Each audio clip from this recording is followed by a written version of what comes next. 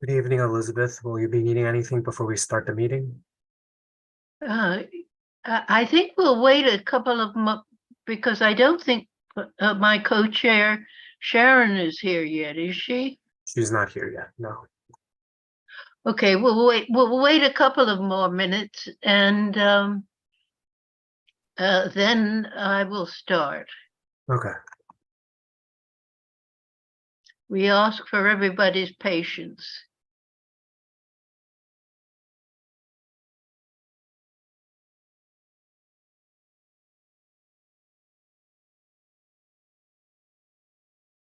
Let me know, Kevin, when she arrives.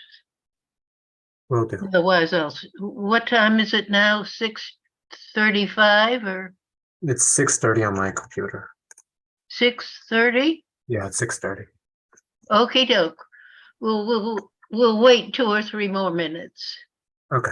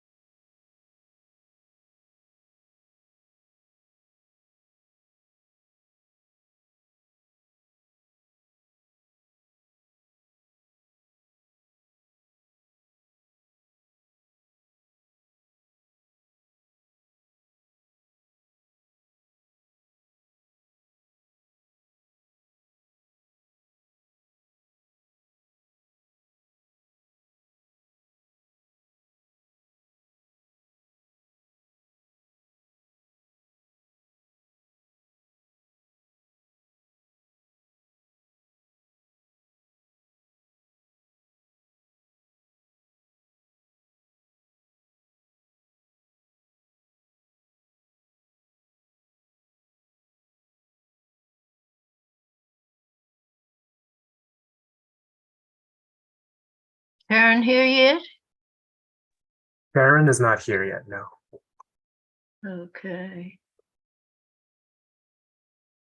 Well, I guess we'll start.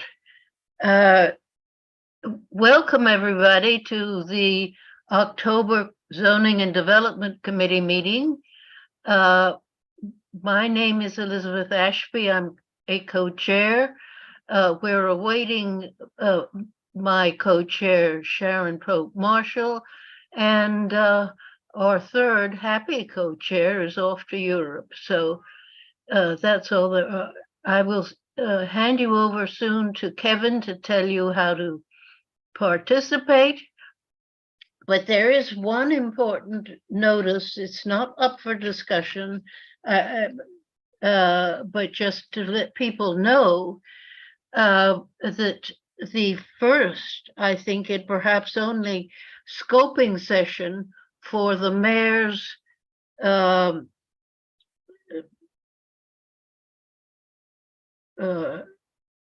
proposal, for his City of Yes and his zoning proposals are the first, which is a huge proposal and big amount of change to the zoning. So anyone who is interested, the meeting is scheduled for Thursday, October 26th. It's 2 days from now at 2 p.m.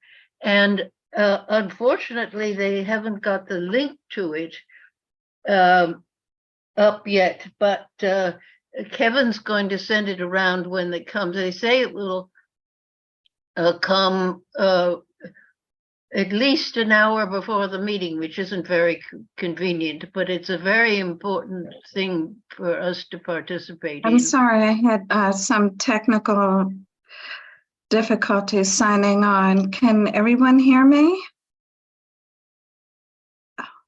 Hello? Yes, Sharon, we can hear you. Okay, thank you. Well, I appreciate it.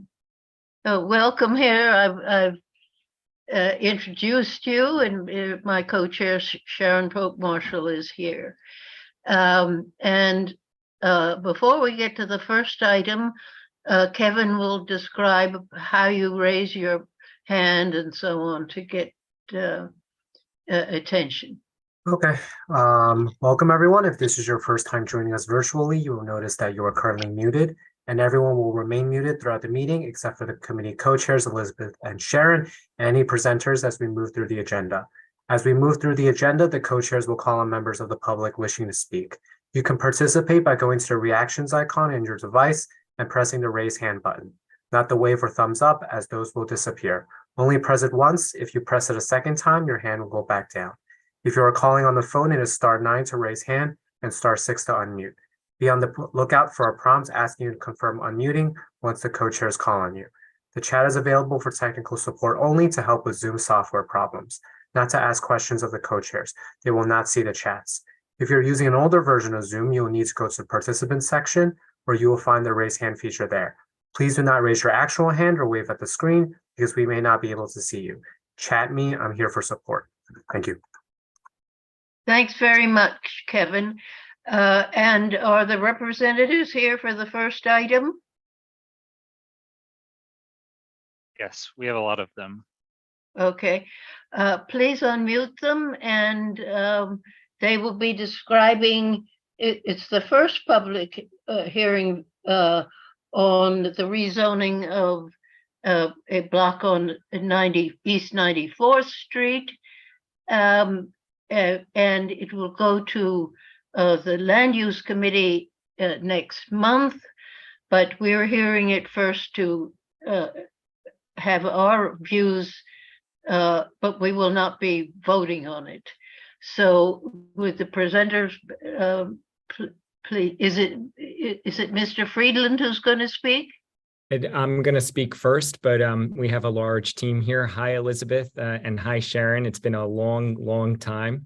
I actually can more or less date my time on the community board because I resigned when my son was born, or when he was very young, in order to spend more time at home. And he's now 15 and a sophomore in high school. And so it's been a while, but it's nice to see some familiar faces and some familiar names. So hi, everybody. For those who don't know me, my name is William Friedland from Friedland Properties. I was a former community board member for a number of years in the early 2000s. And I'm very excited to present a project that our company is hoping to complete with our partners at GMC Parking. Patrick Milner is on the call representing GMC. We bought this garage jointly about 10 years ago. And we started talking to the city shortly thereafter about what we thought might be possible. We spent a lot of time going in a roundabout way, I would say, exploring a number of different options with the city and previous elected officials. And we were also sidetracked by COVID, but we're happy to be through the process and excited to start ULURP and back before Community Board 8, where I started many years ago. So I'm going to turn it over to Jerry Johnson, who I think will do the bulk of the presentation, and then we'll all be available for questions afterwards. Are there any questions so far from the chairs or the board? No, we're good. Well, thank you for Okay. now. Okay, so Jerry, take it away. Can you, I know there was screen sharing. Yeah, I'd like to share my screen if I can. You can.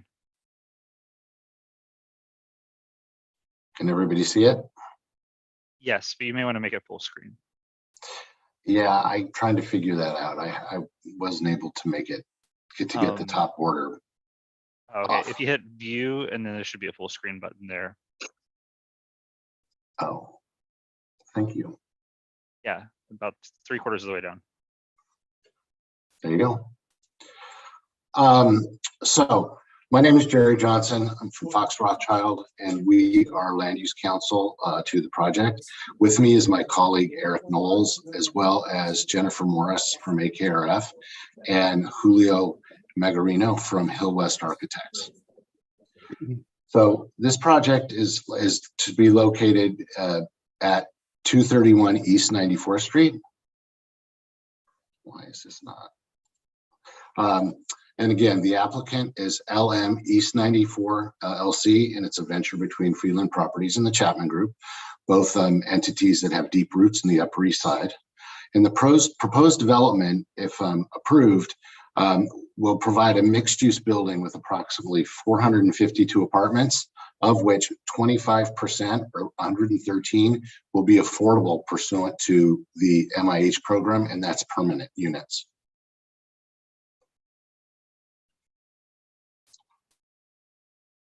I don't know. Oh, sorry. So the site in question is on East 94th Street. It's between 2nd and 3rd Avenues. It's the north side of the street, and it is currently an M14 district, which is a vestige of the former industrial past of this neighborhood.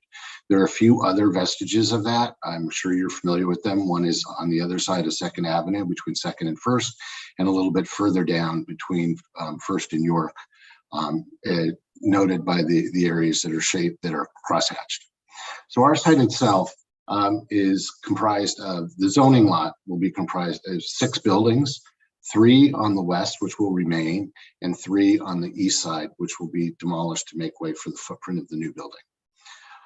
The first, going from west to east, I'll describe the site, is a 5-story series of little buildings connected 5 stories with offices and community facility uses.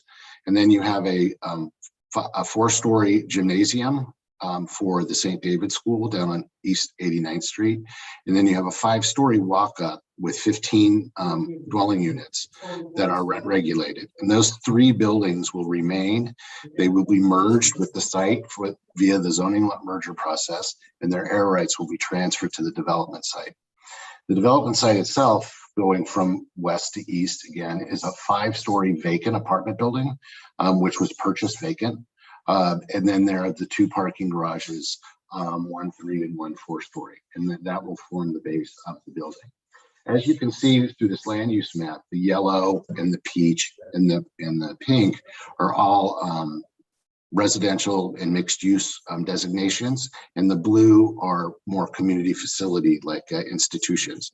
And we believe that the uses in the proposed building are in keeping with the character of the neighborhood, and will be a benefit to all those surrounding us. I know that what's going to come up is that we have a tower development. It is a tower form, and usually in the mid-block, tower forms are not pursued or prohibited. However, in this location, in this part of the city, we believe the tower form is characteristic of the neighborhood. And I'll go into that in a little bit later and explain that. We also believe that the site, sorry.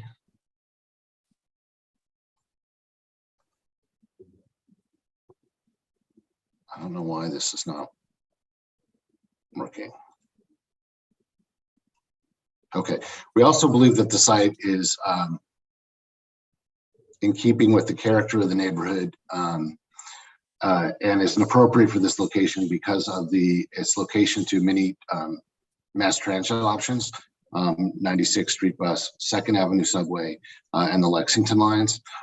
Yorkville itself has recently had a limited stock of income restricted housing and a lower rate of households and rent stabilized units than the city overall. Rents are rising at a higher rate than the city overall, and housing production and community rate has been minimal compared to other areas. And we believe that this will be a nice addition of a number of units as well as income restricted units near transit nodes and good for the neighborhood. So Getting back to the tower placement in the site, here you have an image that is looking from the northeast south to the southwest, in between 2nd and 3rd Avenue, and 97th on the right side to 90th on the south, on the left side. And you can see our site, or the zoning lot, the area to be rezoned, is in yellow, and the development site is the area outlined by red. So in these intervening 7 blocks, you can see all of the mid-block towers that have been created and developed over the course of the recent 50 years. Part of it's the Rupert Brewery Urban Renewal Plan, which are the buildings to the south, as well as some other additions. And so we believe the tower on half of the site, rising above, but preserving the light and open air on the other half of the site in perpetuity for all the surrounding buildings, is in keeping with the character of the neighborhood and will be a benefit to the community. This is another image that shows all of the mid-block towers in the 7 intervening blocks. This is the existing development. So the existing streetscape is a little bit bleak. Sorry, William and Patrick, about your parking garage. But the new development will, replace this with a nice streetscape, street trees, no curb cuts to break up pedestrians, and a couple of retail and community facility uses, as well as the building lobby. So this is another image that shows the mid-block towers. This is from the south looking north, and the lighter colored brick towards the north is the proposed building. And again, I want to go back to, so we will be providing approximately 452 mixed income units. 113 of those will be via the MIH program. And I want to note that while this will be MIH area number 2 for Community Board 8, it will be the first one that would be developing affordable housing for the area. This is another comparison of the streetscape I was talking about. You can see the retail use or community facility use in the foreground. The residential lobby will be in the middle, and then another retail use on the further closer to 2nd Avenue. So in addition to the income restricted units and the overall mix, the building will be ADA compliant. Again, it will have retail and community facility space at the ground level in the cellar to activate the streetscape for the pedestrians walking by. There will be appropriate storm retention pursuant to code, and it'll be operated and maintained via the union workforce and agreement with 32 BJ. This is an image that we wanted to include to show the area that's shaded light green. That's the area of the zoning lot that would be open and unobstructed in perpetuity with this development. So while part of the site has a tower, the other part will remain open and unobstructed for all the surrounding buildings. Just a few more images of the building and the ground floor. So the specific actions that we're seeking. The zoning change will be again on the north side of East 94th Street, and we're asking that the C28 district from 2nd Avenue be pulled over to roughly the midpoint of the site. I believe it's 315 feet. And then the C46 zoning district that's to the south will be brought up for the western half of the site. And those are 2 existing zoning districts that basically have different commercial regs, but provide for the same community residential development regulations, so that while the residential doesn't change, the C4 and the C2 have different regs that apply to the different portions of the site. We were asked to include the C46 by city planning because it maintains the existing developments there in a more compliant manner with the underlying regulations. Second action would be an MIH area option 1. And that is that 25% of the residential floor area is offered at an AMI no greater, average AMI no greater than 60%. 10% of that has to be at 40% AMI, and the income bands can go up to 130, but it has to average to 60.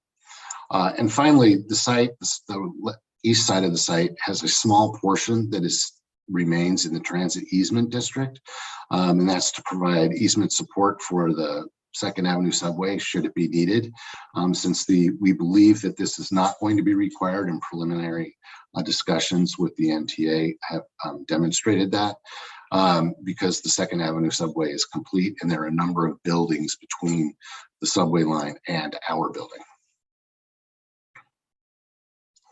This is just the comparison of the M14 district here and the new zoning districts on the right. This is the MIH area. And this just shows you the location of our site and how we're benefiting from the location to the Second Avenue subway and the two 94th Street subway entrances, as well as the one on 96th and the one on 97th. This is just a history of our project and everything we've gone to get to today.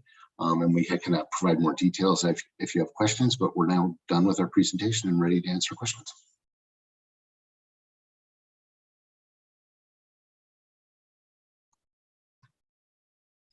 Do you want me to keep the presentation up or click off?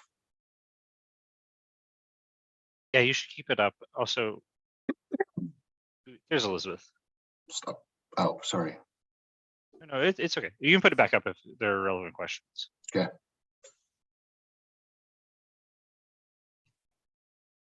Elizabeth, Yeah. did you want to take the questions? Oh, is that the end of your presentation? Yes. Ah, okay. Members of the public first. This is a reminder that if you'd like to ask a question, make a comment, use the reactions icon and press the raise hand button on your screen. Okay, who's the first? Is it?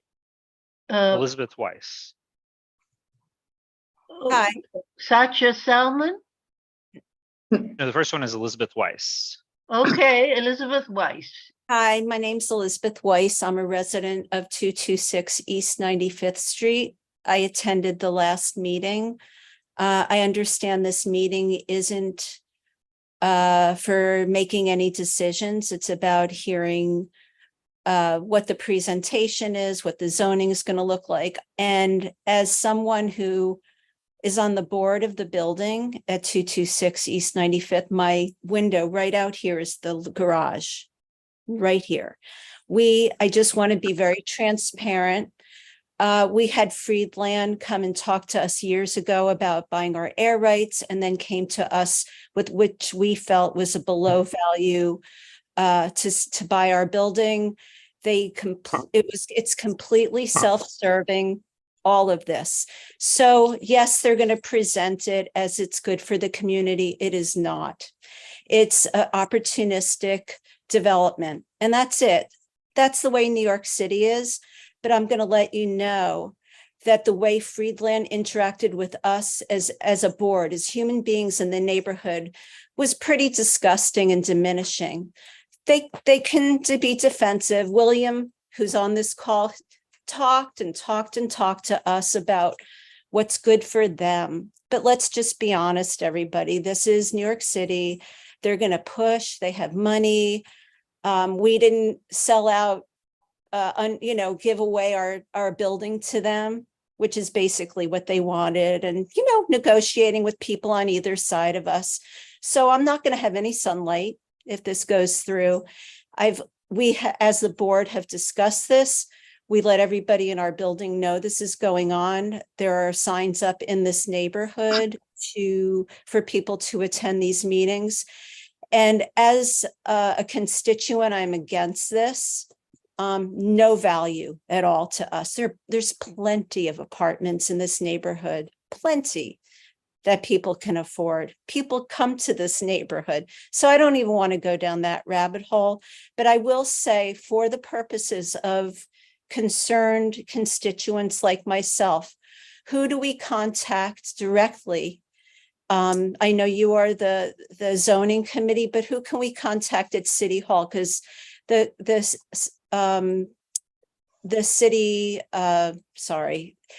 council makes this decision, and I'm against it. So I'd like to know names of people to contact if we get petitions going in the neighborhood. I want to know that information. So will you please provide that information to me? I am apologizing if I'm coming across as too negative, but we have spent hours with Freeland and Freeland's people telling us so much garbage that it is what it is. Hey, we all live in the big city. I don't want any excuses. I don't want any defenses, but I'm calling it out for what it is. As a constituent, I will repeat myself. Tell me who in the city council level we can be in contact with. And if we need to go around having petitions signed against this development property, I'm in. Thank you. Thank you very much. And of course, if you're looking for the councilman, that's very easy. It's a public knowledge, very easy to get. And Will Breckfield has just sent you that information to everybody. Okay, our next customer is who? It's Sasha Salem. So, okay, Sasha. Hi, everyone. I would like to say that when I'm speaking here, I'm speaking as a member of the public. Hello. And can you hear me? Yes, we can hear you, Sasha. Okay. I'm speaking as a member of the public here, as someone who has lived directly behind the proposed site for my entire life. My family has lived in this building since the 70s. I want to thank the presenters for, setting this up and telling the community what this project is about.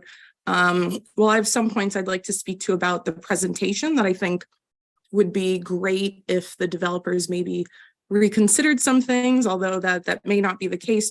But I would like to make known to anyone on this meeting that the public documents that were released for this rezoning in the EAS do have materially incorrect information. In the EAS version 3, it has the proposed project on East 96 and 2nd Avenue, where the Marx Brothers Playground is, labeled as this site. This comes up multiple times in the EAS. It is not oversight from city planning. I don't know if it's just poor due diligence, but it's appalling and disingenuous that a building would be mislabeled in their EAS published to the public. It also downplays the shadows analysis that this building would cause. Everyone knows something of this height mid-block will have a big impact on light in this neighborhood. 95th Street happens to have many pops for this area. The one on 96 and 2nd in the EAS says when it was evaluated in October 2021, it was not utilized, it was underutilized. That POPs has been under construction and scaffolding, closed to the public by Normandy Court since early 2021. To not have that as a note, to not take that into consideration as to why it's underutilized is disingenuous. Anyone in this neighborhood, in this direct neighborhood, knows that the POPs around Normandy Court have always been bustling with people from morning to night when they have been made publicly available. Same with the Marx Brother Playground. While I understand that the developer's EAS, and even in the presentation here, it shows where the relocation of the playground would be if the East 96th Street building is actually built, which it was under litigation for years, it is disingenuous now to propose that there is no shadow or no significant shadow cast across that playground, as it is now closer to 2nd Avenue than 1st Avenue. So those are things I'd like to just let the public know, since many people won't read an EAS. I do it for work. So I look through that, I know my neighborhood, and I'd like that to be known. Now, when it comes to neighborhood context, I understand that Rupert Towers, and from the former Rupert Brewery, it was an urban renewal site. Many planners will tell you what was done with urban renewal projects may not have been the best thing. However, Rupert Towers, Yorkville Towers, Carnegie Park, the Easton even, are all buildings that, although they are very high, 30 to 40 stories, they are concentrated either towards the avenue, as we see with Carnegie Park, where the tower is on the corner of 94th, and the rest of the building that extends mid-block is only 5 or 6 stories. They could have built higher. They chose not to fit in with the neighborhood context. Outside of the urban renewal site that we see from 90th to 94th, the entire Upper East Side mid-block is R8B. My side of the block is R8. Part of 94th on the southern side of the block is R8. And those two are an anomaly. So with this rezoning happening, quite frankly, my side of the block and the other side of the block, the remainder R8 side, become these strange islands that we are now out of context, even though our zoning is the context of the Upper East Side. We are not R8B where we get this special contextual zoning. We are just R8 that actually lets you build higher. You know, the Easton was built, it demolished a public playground, but it was still built. However, the building is north-south. It's through lot, it's not east-west. Once you get an east-west building like Rupert Towers, who owns the entire block, who staggered the building, who put ample public space or space for their residents, that light and air flows, it's very different than what this proposed project is doing. In the actual diagrams that the developer has and in the EAS, we see that the building is built to the very end of the lot. This entire side of the block, save for a few buildings, are tenements. These are buildings built in the 1900s, most of them 1900 to 1910. We've withstood the Second Avenue subway. We've withstood the Kent being built, which the Kent, speaking of commercial space, demolished about 7 small businesses. While this development site is not demolishing multiple small businesses in that same way, the Kent streetscape, what happened was they added a pre-K program, which is a credit to the former Mayor de Blasio. But because it was put on the avenue, the actual streetscape is fully covered because Could you wind up a little bit? Yes, well, to that point, neighborhood context is not accurate here. Having one urban renewal section be the dictator of what the Upper East Side's neighborhood context is incorrect. This zoning is incorrect for this block. It should be R8, it should be R10, it should not be C28 or C46. Okay, thank you very much. Our next customer is Luke iPad. Would you please identify yourself? And if people could keep their comments a little shorter, we won't have to put a two-minute timer on everybody. But if people keep talking ad nauseum, we might have to put a timer on. Hi, my name is Eliza. I have lived at 238 East 95th Street for almost 25 years. And I'm 9 months pregnant right now. So I'm going to have a 3rd generation at 238 East 95th Street. This is my first meeting, so I'm getting caught up on everything. I wanted to flag some things that I found really troubling about this development project. The first of which is the fact that it is obviously catering to young individuals who are going to be moving in to these studio and 1-bedroom apartments and not families. That is a red flag for me, because what I think we're looking at here, and this was spoken to with some of the other folks who participated tonight, is that it feels like it is not really looking to add value to the community in terms of bringing on people who are going to be with us in this area for a very long time, but a very transient type of person who might live here for 1 or 2 years, maybe after college, when their parents are paying for them for rent or whatever happens these days, and then move on because they're eventually going to grow out of their space.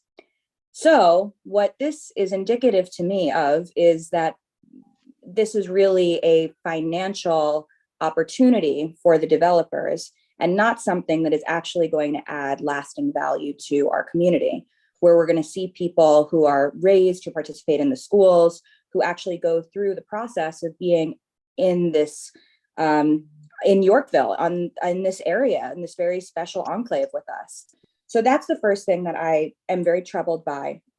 I'm also very obviously troubled by the height of this structure, which is, to say that it fits into the character of the neighborhood is just incorrect, just completely incorrect.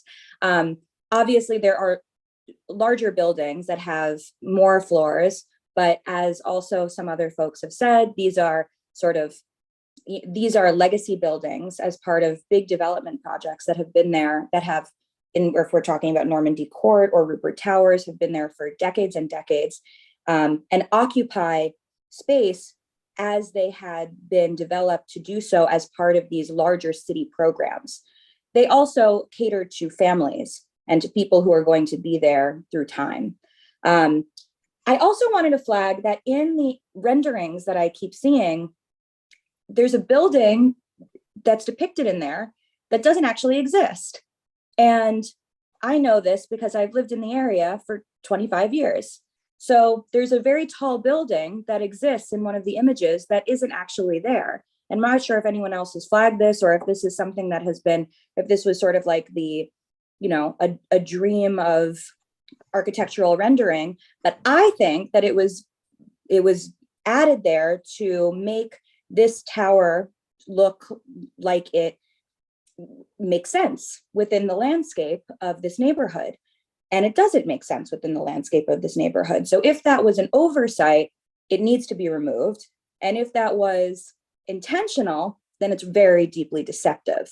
The last thing that I want to say is that, like probably a lot of people here, I survived the construction of the 2nd Avenue subway and had to deal with that throughout actually all of my high school years, middle school and high school years.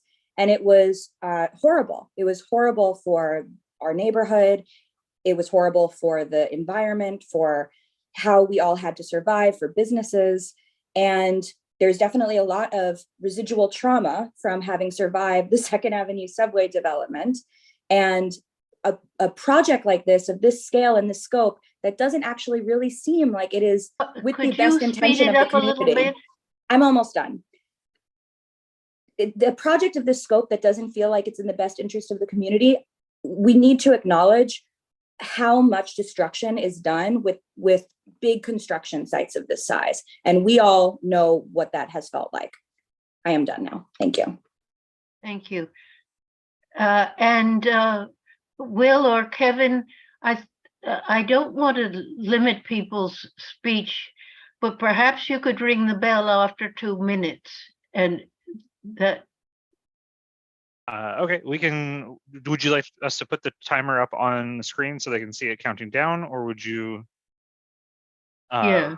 Okay, all right, Yeah. I'll do that. So Yeah. the next person you have up is Jessica Ortiz. Yes, very good. And I think what we're, obviously this is the zoning committee and zoning and development committee, and please focus on that as much as possible. Okay, Ms. Ortiz, go ahead. Thank you. Can you guys hear me? Yes. Yes. Okay. Thank you. I would like to thank Community Board 8 for the opportunity to address you all today. My name is Jessica Ortiz. I was born and raised in New York City, and I work as a political organizer with SEIU 32BJ. SEIU 32BJ is dedicated to representing the interests of 175,000 members across 11 states and Washington, D.C. Our union members are the pillars of the property service sector here in New York City, performing crucial roles in commercial and residential buildings, including stadiums, airports, and a multitude of other locations.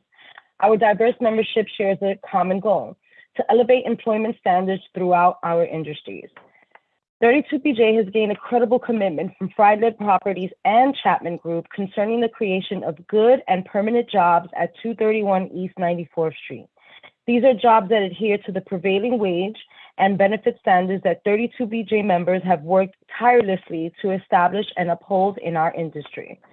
The proposed development would be one of the first properties to introduce over 100 units of affordable housing in Community Board 8 in recent years. The dire need for affordable housing is evident in the Yorkville neighborhood, and this project serves as a response to this demand. I strongly urge you to lend your support to this project. It is a remarkable opportunity to support a building that would supply good service jobs and affordable housing. Thank you for your time and consideration. Thank you. Let's see who is our next. Is it I think it's Marika? Valerie. What? Oh, of the public, Sharon. Oh, yes, I'm sorry. I'm It's sorry. Mariki. I'm so sorry if I mispronounced your name, Thomas. Marika, Marika Marika. Thomas? yes. Okay. Hi, I'm Marika. I live just 4 blocks away from this site. I'm an Upper East Side resident. I've lived in New York City for the last 12 years. I've been a teacher with the New York City Department of Education that whole time. I just wanted to say that I'm in favor of this project. I think in our neighborhood especially, it's incredibly important to build as much affordable housing as we possibly can. There's a huge need for it. I've seen that among my students. I know that a lot of folks like are struggling to pay rent in this city, and the more affordable housing we can build, I'm like massively in favor of that. I'll also say that as someone who lives in a market rate studio apartment on the Upper East Side, like I think that building market rate housing is also important. The more housing we can build, the better as a way to try to dig ourselves a little bit out of the massive like debt that we have in terms of how much housing we desperately need. I think that folks who live in studio apartments can add value to the neighborhood. So I think it's misleading to say that those folks are transient or that we don't add value. I think, you know, a lot of my coworkers who also are high school teachers in New York City, like live in similar apartments as well. I think that this is something that our city like desperately needs. I think it's contextual for our neighborhood. I think it's appropriate. I absolutely think that this is a far better use than having parking garages in the street. And I just really wanted to say that I'm in favor of it, and I support the development very strongly. Thank you very much. And I believe Ankur Dalal is the next speaker. Yes. Thank you so much for the opportunity to testify. My name is Ankur Dalal. I'm also a former public school teacher. I taught at the Julia Richmond building on the Upper East Side, and I'm a former Yorkville resident. Although I was priced out of my home several years ago, so I moved out of the neighborhood. I'm strongly in favor of this housing. I am so excited to see a project that is going to add more than 100 units of affordable housing in CB8. This is the first private development that's going to add that many new units of affordable housing in recent years. I'm thrilled to see these homes located near mass transit, amenities, and a neighborhood that really isn't building as much housing as other neighborhoods in the city are. And I think that lack of new housing and new affordable housing is what cost me my home in the neighborhood a few years ago. I'd love to come back if that's a possibility.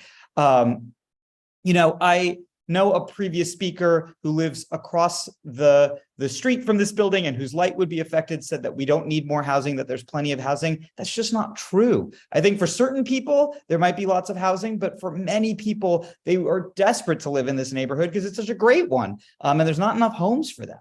And I know that folks are upset about the size of some of the towers or its locations, and they think, or even the labeling of the EIS. But honestly, let's not lose sight of the big picture here. This is going to be hundreds of new houses for people. And while construction noise can be difficult, I sympathize with that. There's a lot of noise out of my window too. I don't really think it's traumatic. What I think is traumatic is not having a home that you can afford to live in. And this project will build hundreds of new homes. We are in a desperate housing crisis. And the most important thing that we need to value as a city is building new housing. Borough President Mark Levine identified this site as a prime opportunity for new housing. So I applaud the developer. I'm so excited to see new homes. Thank you. Thank you very much. I'm getting conflicting two lists of who's next. Who's next, Will? Jordan Press, and then Mark Jordan Loeb Press, is after very him. much. And I'll remind thank you very much. speakers to just tell us where you live in our district, or where you live. Yep. Can you hear me okay, Will? Yes. Yep. Hi, thanks so much. I live on East 85th Street. My kids go to school just a couple blocks away. I walk by this site on 94th almost every day of the week. And just want to applaud the planning team here to do a mandatory inclusionary housing program and bring over 100 affordable units into our neighborhood. We need it so badly. I'm also applaud you for doing MIH option 1, which means we'll get some more deeply affordable units. You know, every time we have a bad storm, we see some of the stores in the neighborhood close down. My kids' school, the teachers can't make it in because they can't live in the neighborhood. And to have 100 new units come in, not to mention so close to transit, between the subway stop and the bus lines that go up and down 2nd and 3rd Avenue, this is a great site for density. As to the concerns on height, there are so many tall buildings in this neighborhood. It doesn't make a lick of difference to me. I'm just glad that we'll have more affordable units in the neighborhood that we need so badly. And I guess the last thing I just want to encourage the development team. We've got some NYCHA developments nearby, and I hope that they can look to those when they're looking at their workforce for the building. That would be great. And finally, applauding them for having a deal with 32BJ early on. My building's a 32BJ building, and those guys, you know, helped us survive COVID, and they're so great and professional, and will be a service to this building and to the neighborhood. Thank you very much. Thank you. And is Mark Loeb the next?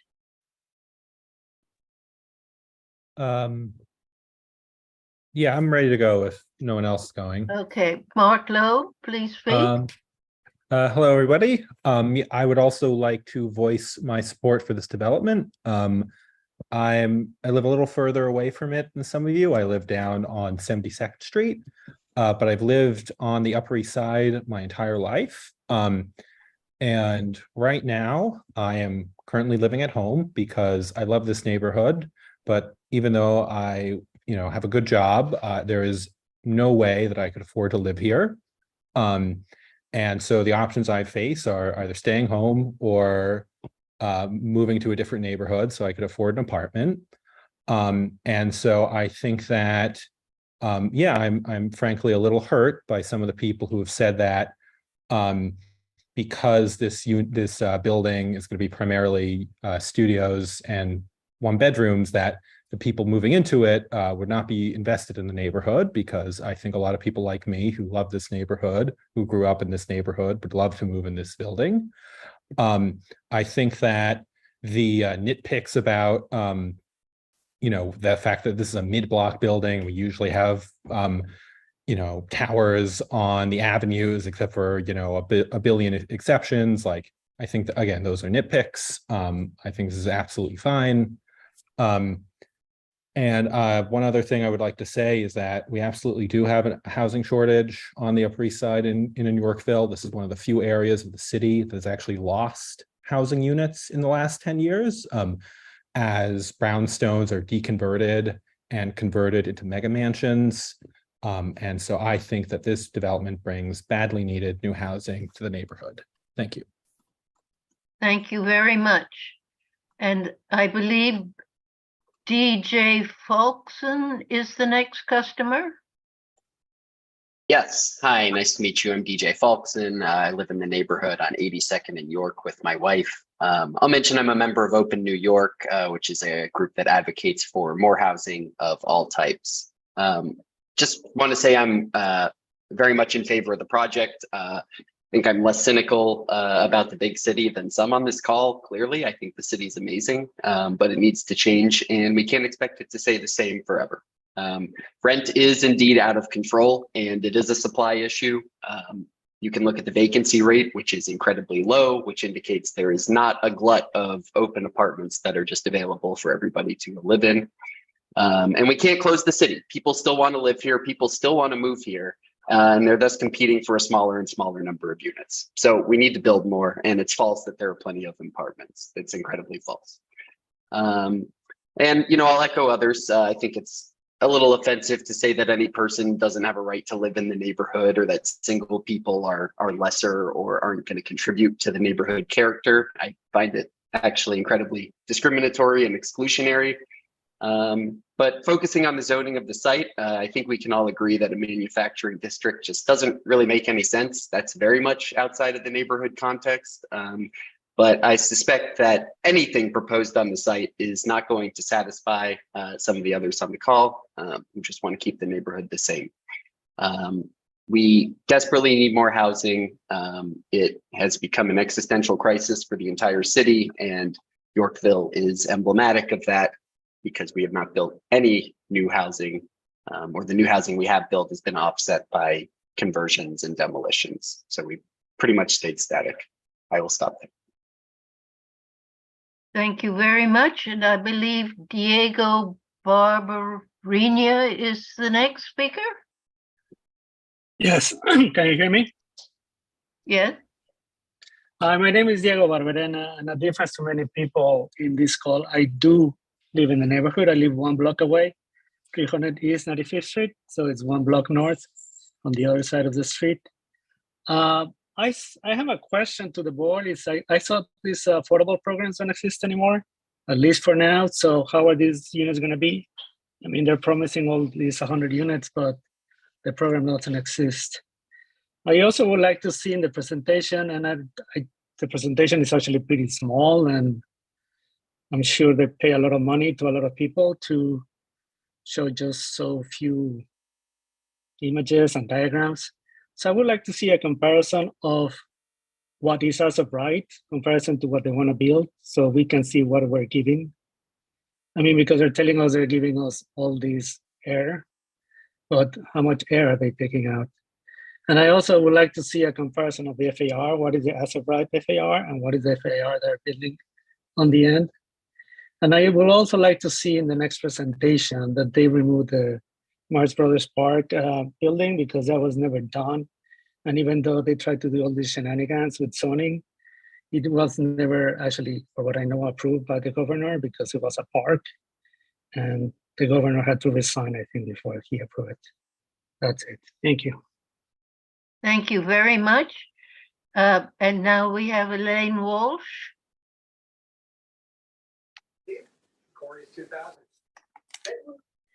Yes, thank you, Elizabeth.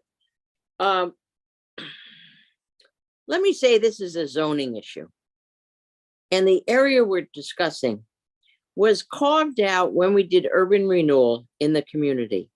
And it was felt at that point that the particular area that we're talking about didn't really mesh with the R8B, but we needed to continue to have a manufacturing commercial district.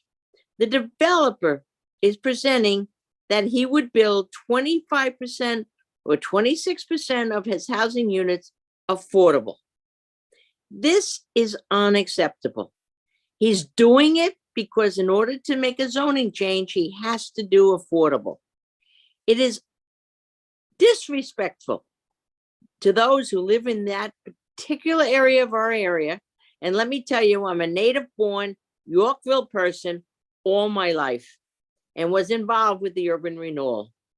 That area needs to be protected. What is being presented is not going to benefit the community. The people who spoke to, we need more affordable. I can't live here. I teach here. It's not going to happen for you.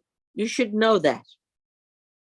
These are not restricted units to those in the neighborhood. And I'm very upset that we would think that we should lose the commercial manufacturing area. We have the same area east of York Avenue in the 70s. We need to have it. Ironically, the mayor now wants more manufacturing commercial, and now we should give it up. I see no benefit for what's going on. Please go back to the zoning that changed this area many years ago. It's in your zoning book. Thank you. Thank you, Elaine. And I believe Adele DeSantis is the next.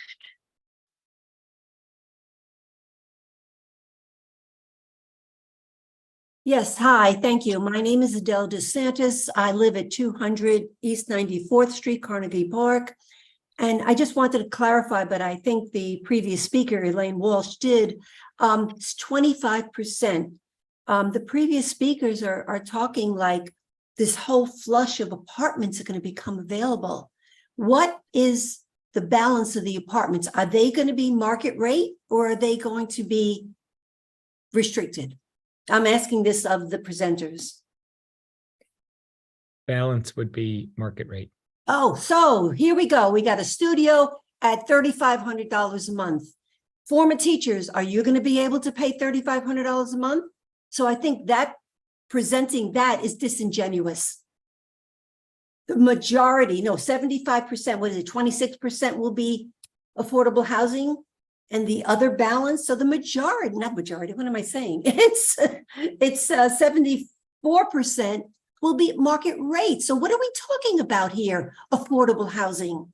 It's disingenuous. It's not true. Thank you. This will be a rental building? Yes. Okay, thank you. Now, Boaz Galil. Can you hear me? Yes. Thank you. So yeah, I'm fully support this building. I think that some people don't understand that huge portion of Upper East Side live in market rate. We are, my wife is in the medical industry. Me, my wife, my 15 months daughter, we live for 15 years in a market rate. Every year, we need to find a new place to live. In order to reduce the market rate, we need to increase the number of apartments. We are not going to see buildings that are 100% affordable. It's not going to happen because this is the most expensive area in the world, not in the world. However, a project like that provide lots of new inventory for market rate to reduce the market rate prices and some affordable, I think it's a win-win situation.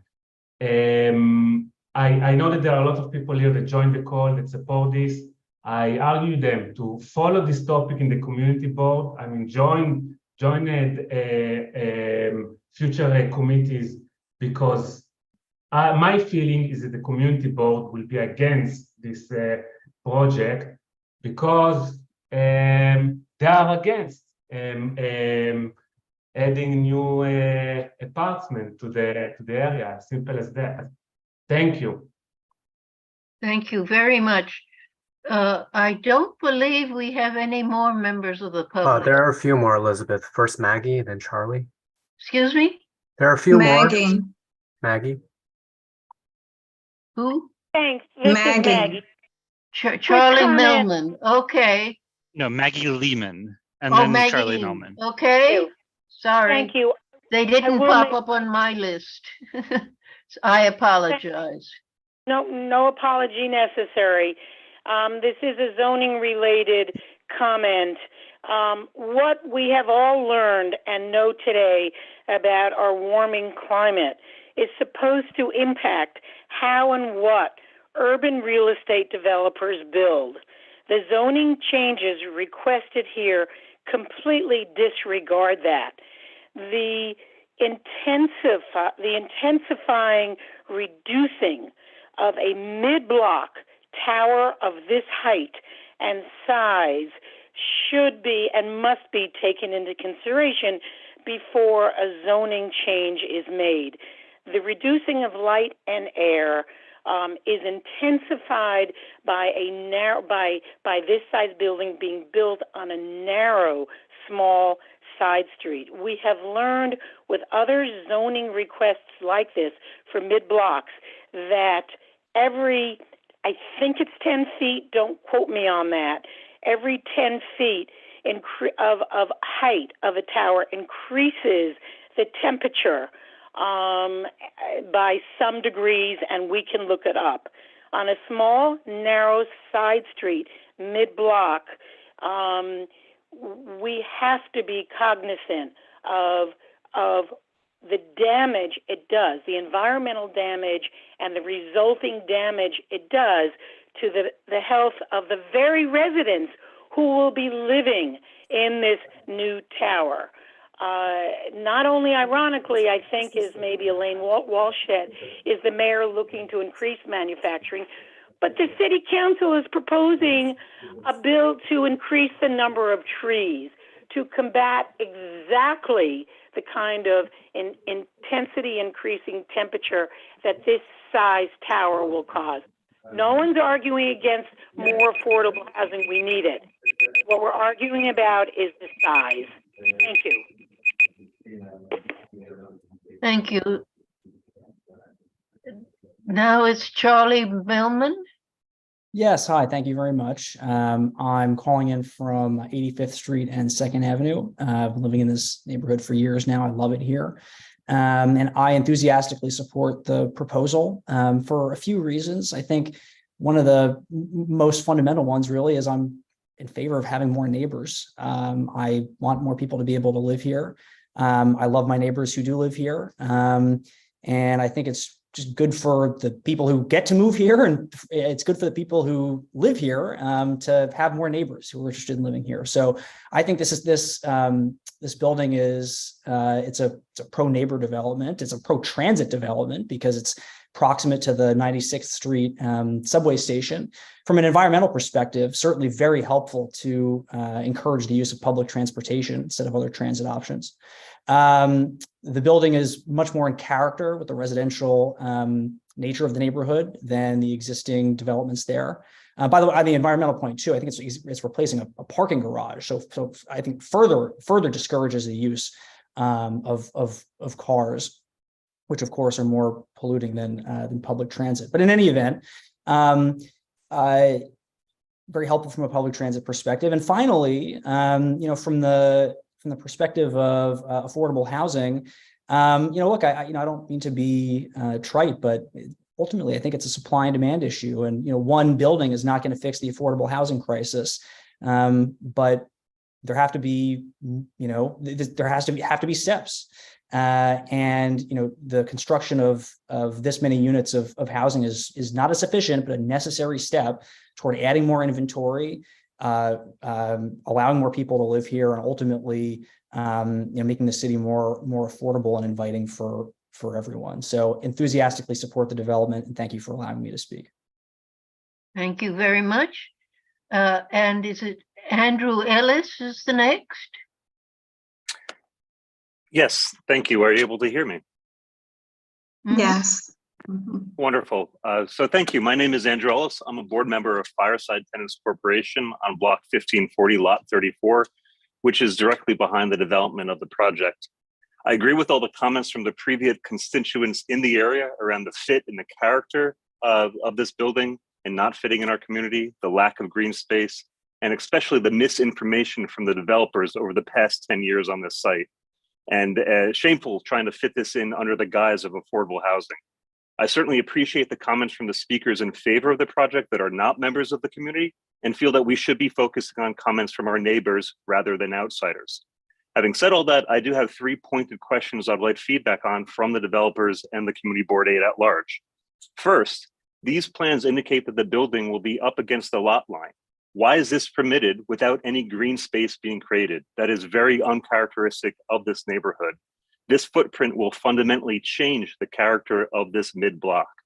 Second, while I do not own a car, I observed, just like Charlie, our previous speaker, that this project will remove 400 parking spots. Please correct me on that number.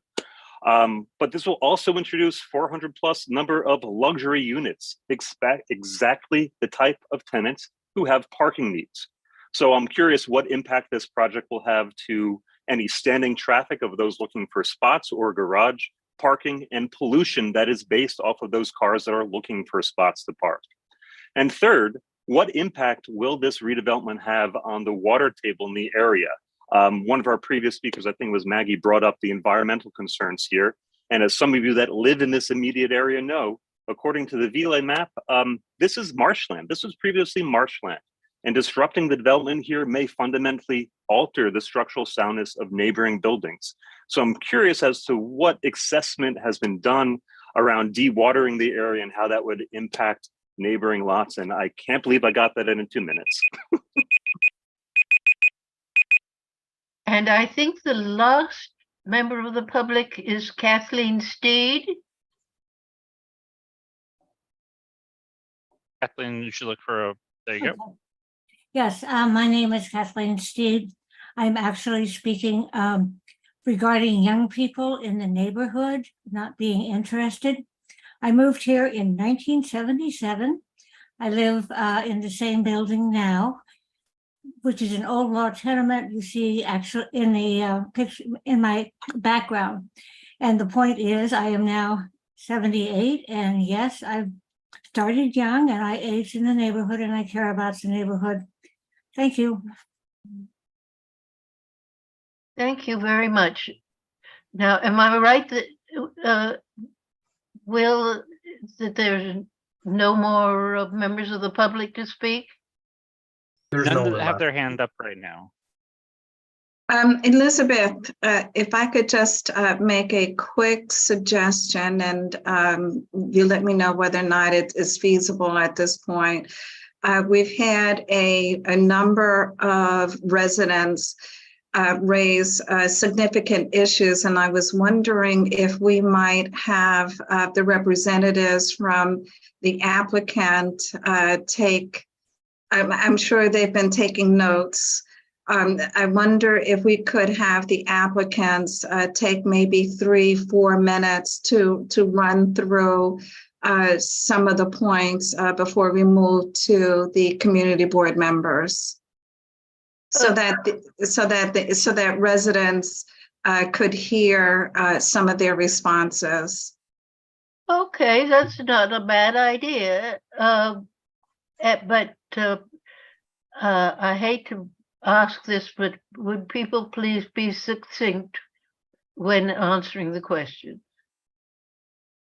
Yes. William, would or who? Sure. I think Jerry will go ahead first, and then if there are further questions, I can clean up the answers. But Jerry, as our zoning attorney, has is best placed to answer a lot of the questions. Yeah. So early on, there was some questions about the zoning district and whether or not it was an R10, and somebody said that they thought that an R10 was appropriate. This is an R10 equivalent district. It's just the commercial districts, or C2, that allow minimal community-oriented commercial uses, as well as the C4. In terms of the unit mix, it's very early on to try to determine what the overall unit mix is, but it'll be a series of zeros, ones, studios, 1 bedrooms, 2 bedrooms, and maybe a few 3s.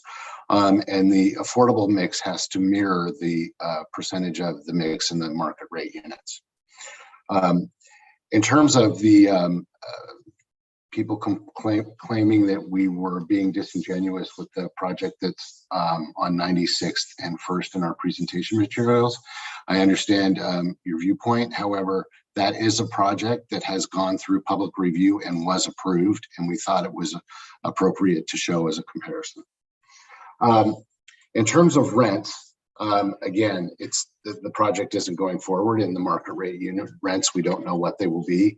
We can give you what the 60% AMI rents are for a family of 4 and a family of 1 for studios, 1s and 2 bedrooms. And currently, the incomes for 60% AMI are $59,000 a year for a single, or $84,000 a year for a family of 4.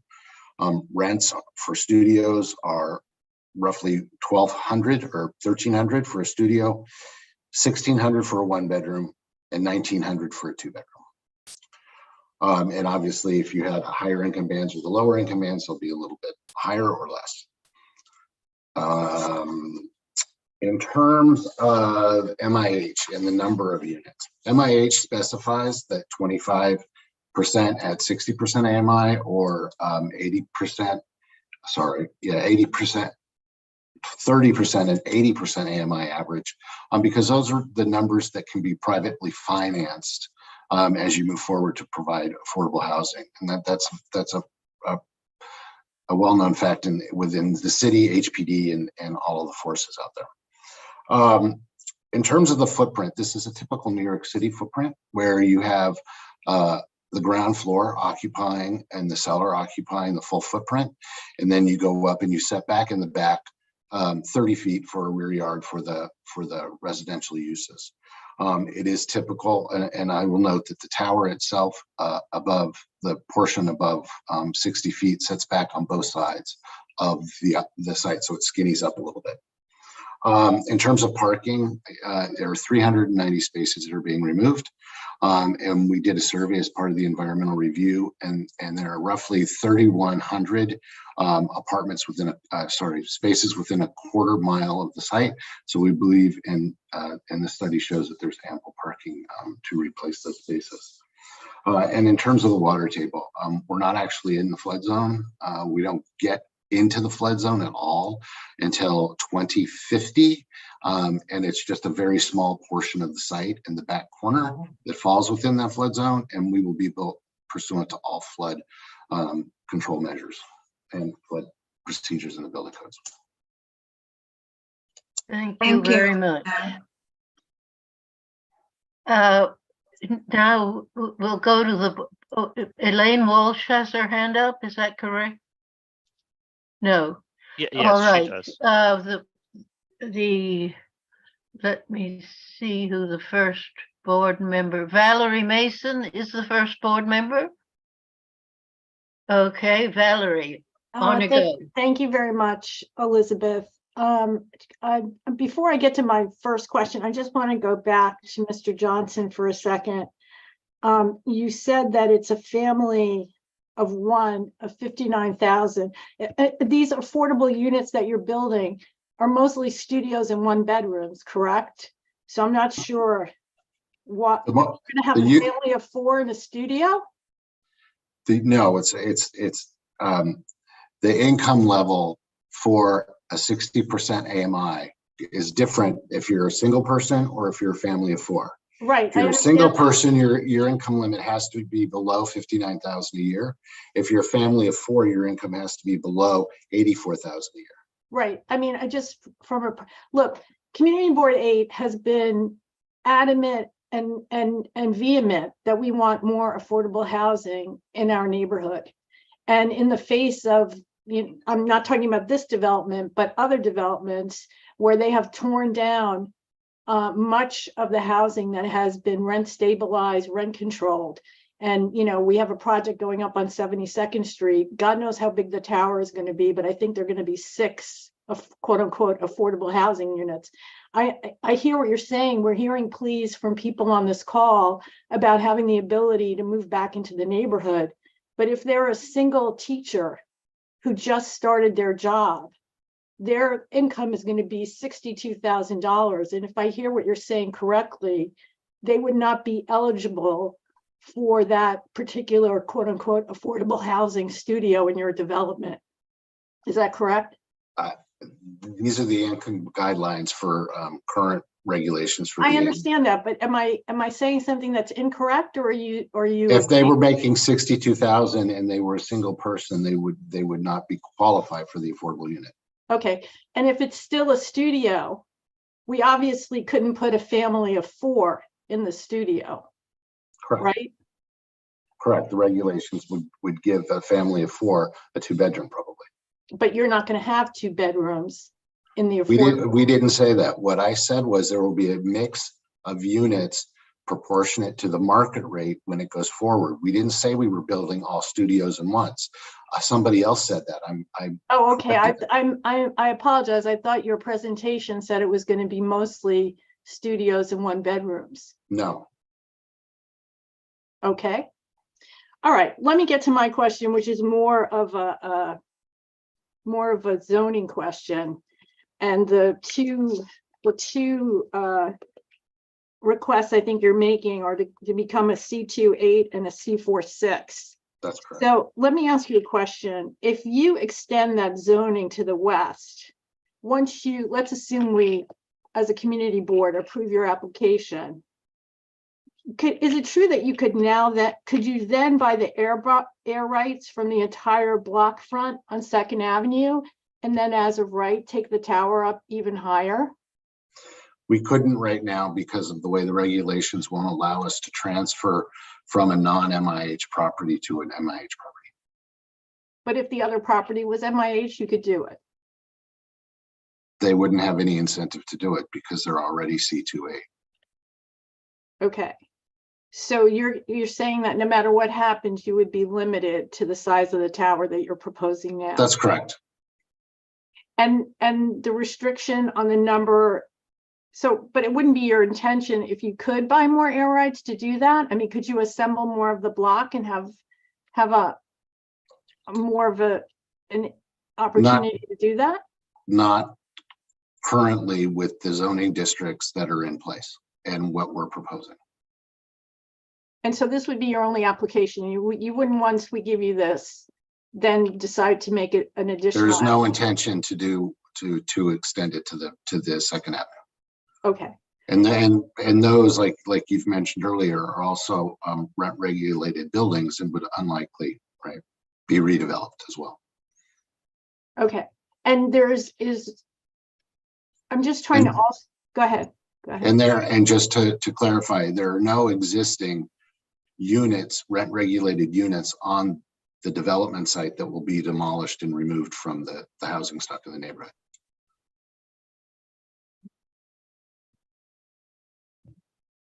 Okay, I mean, is there an intention if we get this, if we approve this project, is there a commitment to get shovels in the ground by a certain time? Like if this gets approved by, I think you had spring 2024? Well, I mean, it also depends on various programs from the state. The 421A has not been reauthorized by the state legislature, but to enable to move forward, we would need that or a similar program to start right away. However, if this gets approved, as soon as those programs, assuming they get reauthorized in the next legislative session, we will be able to start. Okay, but let me ask you about that. So if we approve this zoning change and 421A doesn't get approved, then can you just go ahead and make the whole building market rate housing? No, because we wouldn't be able to. It has to be a rental because it has to be developed with affordable housing in order to move forward. We have to mandatory housing. It's mandatory inclusionary housing. Mm-hmm. But I thought you just said if you're going to be, before you put a shovel in the ground, you're going to wait for 428 to come back online. Correct. In order to privately finance the affordable program through a private financing system, you have to have the tax abatement program in place or something similar. This is the same problem that everybody's facing all over the city of New York right now. Okay, well, I mean, then I'm not sure we're not then getting a guarantee of affordable housing then. When this goes forward, it will have to have 25% of affordable housing. Because it's mandatory. It's mandatory. It's part of it's required by the zoning. So that means you're just, I'm just trying to get the process. If we even give you this during I think I can cut through the miscommunication here. So what we're looking for is a change in use from manufacturing to residential. Because of the law in New York, we are automatically enrolled in what's called mandatory inclusionary housing. Right. We can't, what Jerry is saying is we can't build any housing. We can't build a thing until there's a program that allows us to finance that. It's not economically feasible without a program. When we build, it will include affordable housing. If there's no program that helps us get to that economically feasible part, then there will be nothing will be built whatsoever. William, a quick question. Is it possible to receive private financing instead of, I mean, listen, I know that that's not very likely, but yes, what about the possibility of receiving private financing, and therefore it would be luxury, all luxury units? Well, it can't without be, the of course, as you said, 421A. because of the Oh, mandatory. yes, Yep, right, we have yes. mandatory inclusionary housing. Right, good point. Good point. Thank you. So then so this is a for-profit operation, Mr. Freeland. I'm just trying to understand what the gamble is here. It's for profit, but unlike some of the comments that have been that were made in the comment period, it's not for a lot of profit. These projects are large, they're complex. It's taken us a long time to get to this meeting. We've been in discussions with the city. We've been in discussions with our neighbors. It's very, very complicated. And because of we build basically to what are called mid-single digit returns. We're building to a whatever it is, a 6% return, a 7% return. And we can only do that if we have help from the city and the state. This is not unique to our operation. This is unique to rental development in New York City, which is why typical developers, given a site that's already fully zoned and entitled for housing, would just rather build condos. And the city and state, seeing that decades ago, put into place incentives to even the score, so that developers would have an incentive to build some rental housing, because less rental housing was being built. That program, or a series of programs that were renewed every few years, came under attack, and it was ultimately not renewed about a year and a half ago, I think. Maybe it's already been 2 years ago. So it just wasn't renewed, and a lot of people are super happy about that. But what is looming is will be a housing crunch, because ultimately no rental housing will be developed without that program.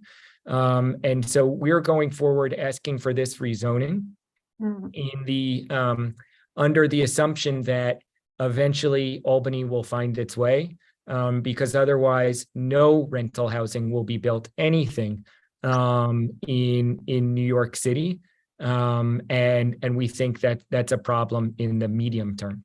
Okay, so last question, I promise. So what you're really saying is that this project is sort of, it can't go forward as presented unless this happens.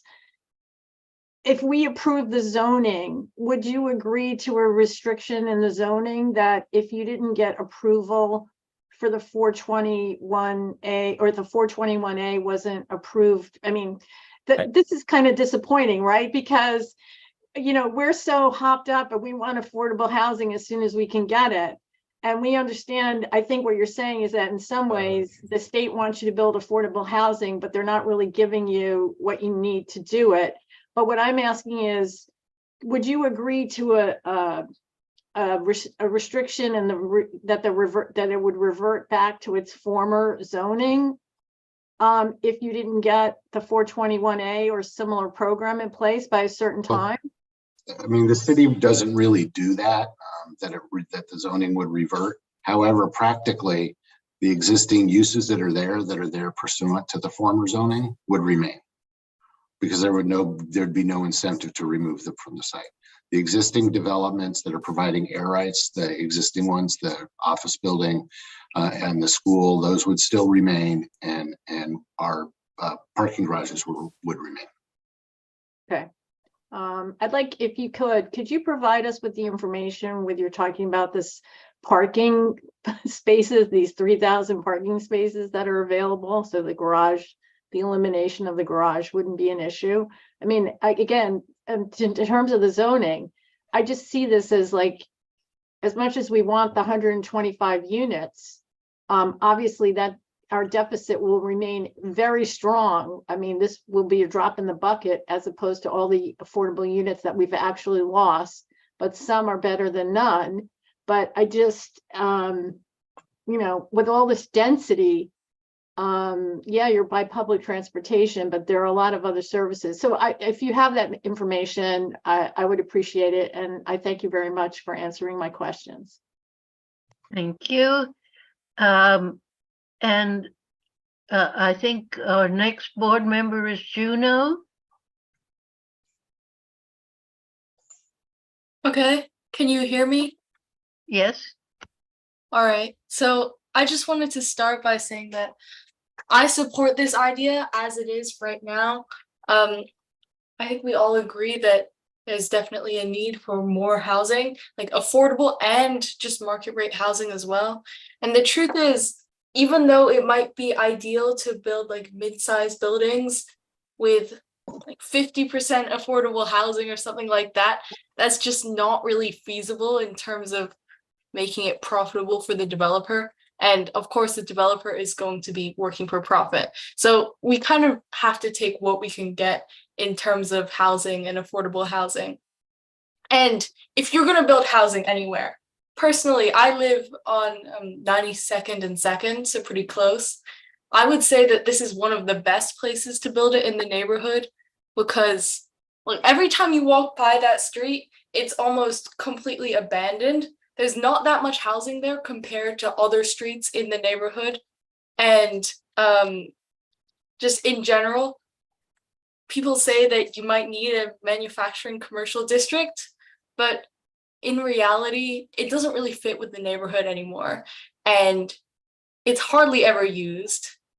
And this would cause minimal disruption compared to the rest of the neighborhood as well. Just one thing I wanted to ask, how long it would take for construction, like start to finish, if this was approved? I believe it's 32 or 36 months, I believe is the estimate. Okay, that's good to know. Thank Jennifer, you. do you remember? Thank you. Now, Rita Popper.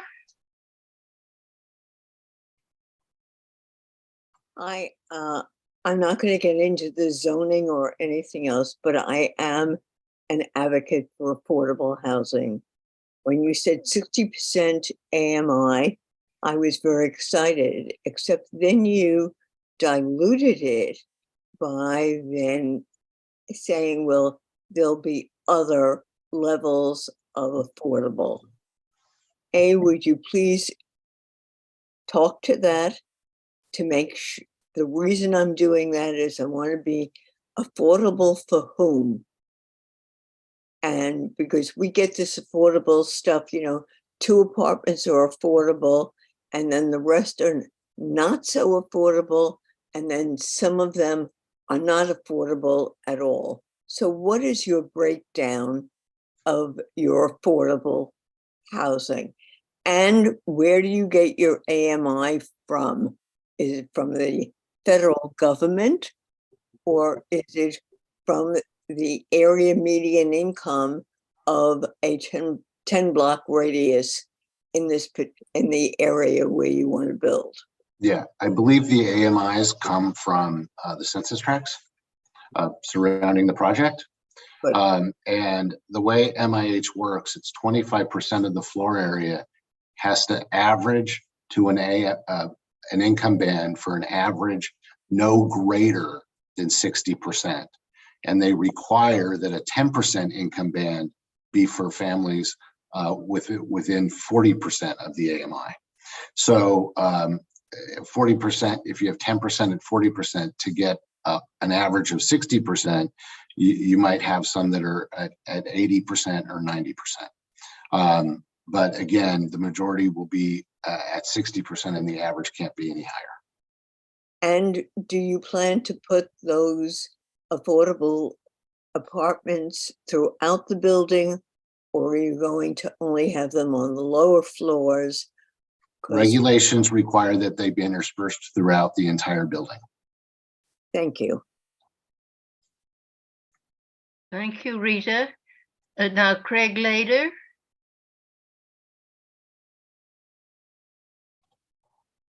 Hi, good evening, everyone. I'm sorry, I'm just trying to start my video. All right.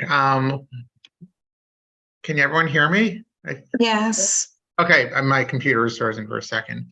Thank you for that presentation. I just have two questions. I know there was some discussion about the size of the units that will be part of this development. I could have sworn that I read somewhere that it was largely going to be studios and one-bedroom apartments. Is that the case? I know you don't have precise.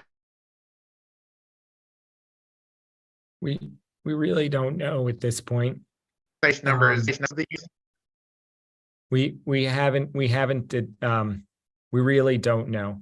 I would say a typical rental building, and I'm not talking specifically about here, but it's some mix of studios, one bedrooms, and two bedrooms. So by virtue of that, you could say 2/3 of the units are studios and ones, and 1/3 would be twos. But of course, the percentages vary greatly, depending on a number of different factors. And we just haven't figured out our unit mix yet. That's, I would say, in a development process, typically done a little bit later in the process. Okay, We but haven't laid out floor plates because we don't know what our floor plates will look like. Okay, but even so, you're not going to have larger than two-bedroom apartments. I wouldn't rule it out. I think we could have a small number of threes. I would say we would be highly unlikely to do more than 3 bedrooms. And if we did threes, it would be a small number, but we actually have built a number of 3 bedrooms on the west side, and they've been chunkier to rent. Sometimes it's great, sometimes it's much harder. So we would look at that closely. Okay, thank you for that. And then can you just speak a little more to the community facility, or and specifically whether it be that or used for retail, if you have any visions as far as potential uses for that, and the opportunities that could present itself for a community facility, such as whether it be a school or something that would really be needed, especially if we are going to hopefully be growing our community. So the zoning will allow both retail and community facility uses, and we haven't identified specific ones yet. We have spent significant amount of time previously discussing a school use on this site with the SCA, and we went through significant rounds of design development for a school at this location. Because it's a mid-block location with only one street frontage, it was a little problematic. And then at the end of the day, the SCA decided to pass on the site. It's one of the reasons we've been delayed in the process so long. We're open to senior centers, possibly pre-K use, something that is more of a community facility use and benefit. But again, it's early in the process to enter into any kind of a serious negotiation with those uses, but we're open to listening and talking to anybody about what uses would fit in those use groups in that location. That sounds good. I was hoping you would say pre-K potentially. So thank you for that. So just in terms of my response to this, to me, it was just a tremendous breath of fresh air to hear actual support of a development project at this committee meeting, and those people who are advocates of affordable housing to actually come out and speak to the potential benefits of this. Because I think, as it's been said, full stop, affordable housing is our #1 community, and it's great that you're proposing what would be really a huge number of units for our community. So that is a great change from what we have been seeing with all these high-rise buildings. And one case recently of a 19-story building that had 16 units. I mean, this is night and day compared to that. And as someone who would have once been considered transient, I really take exception to anyone who may have suggested that we shouldn't be welcoming to people who aren't established in this community, or that we're discouraging people from being here for whatever period of time it may be. I think it should be at the opposite. We should just be welcoming to people who may hopefully plant seeds in this community and become permanent cornerstones here.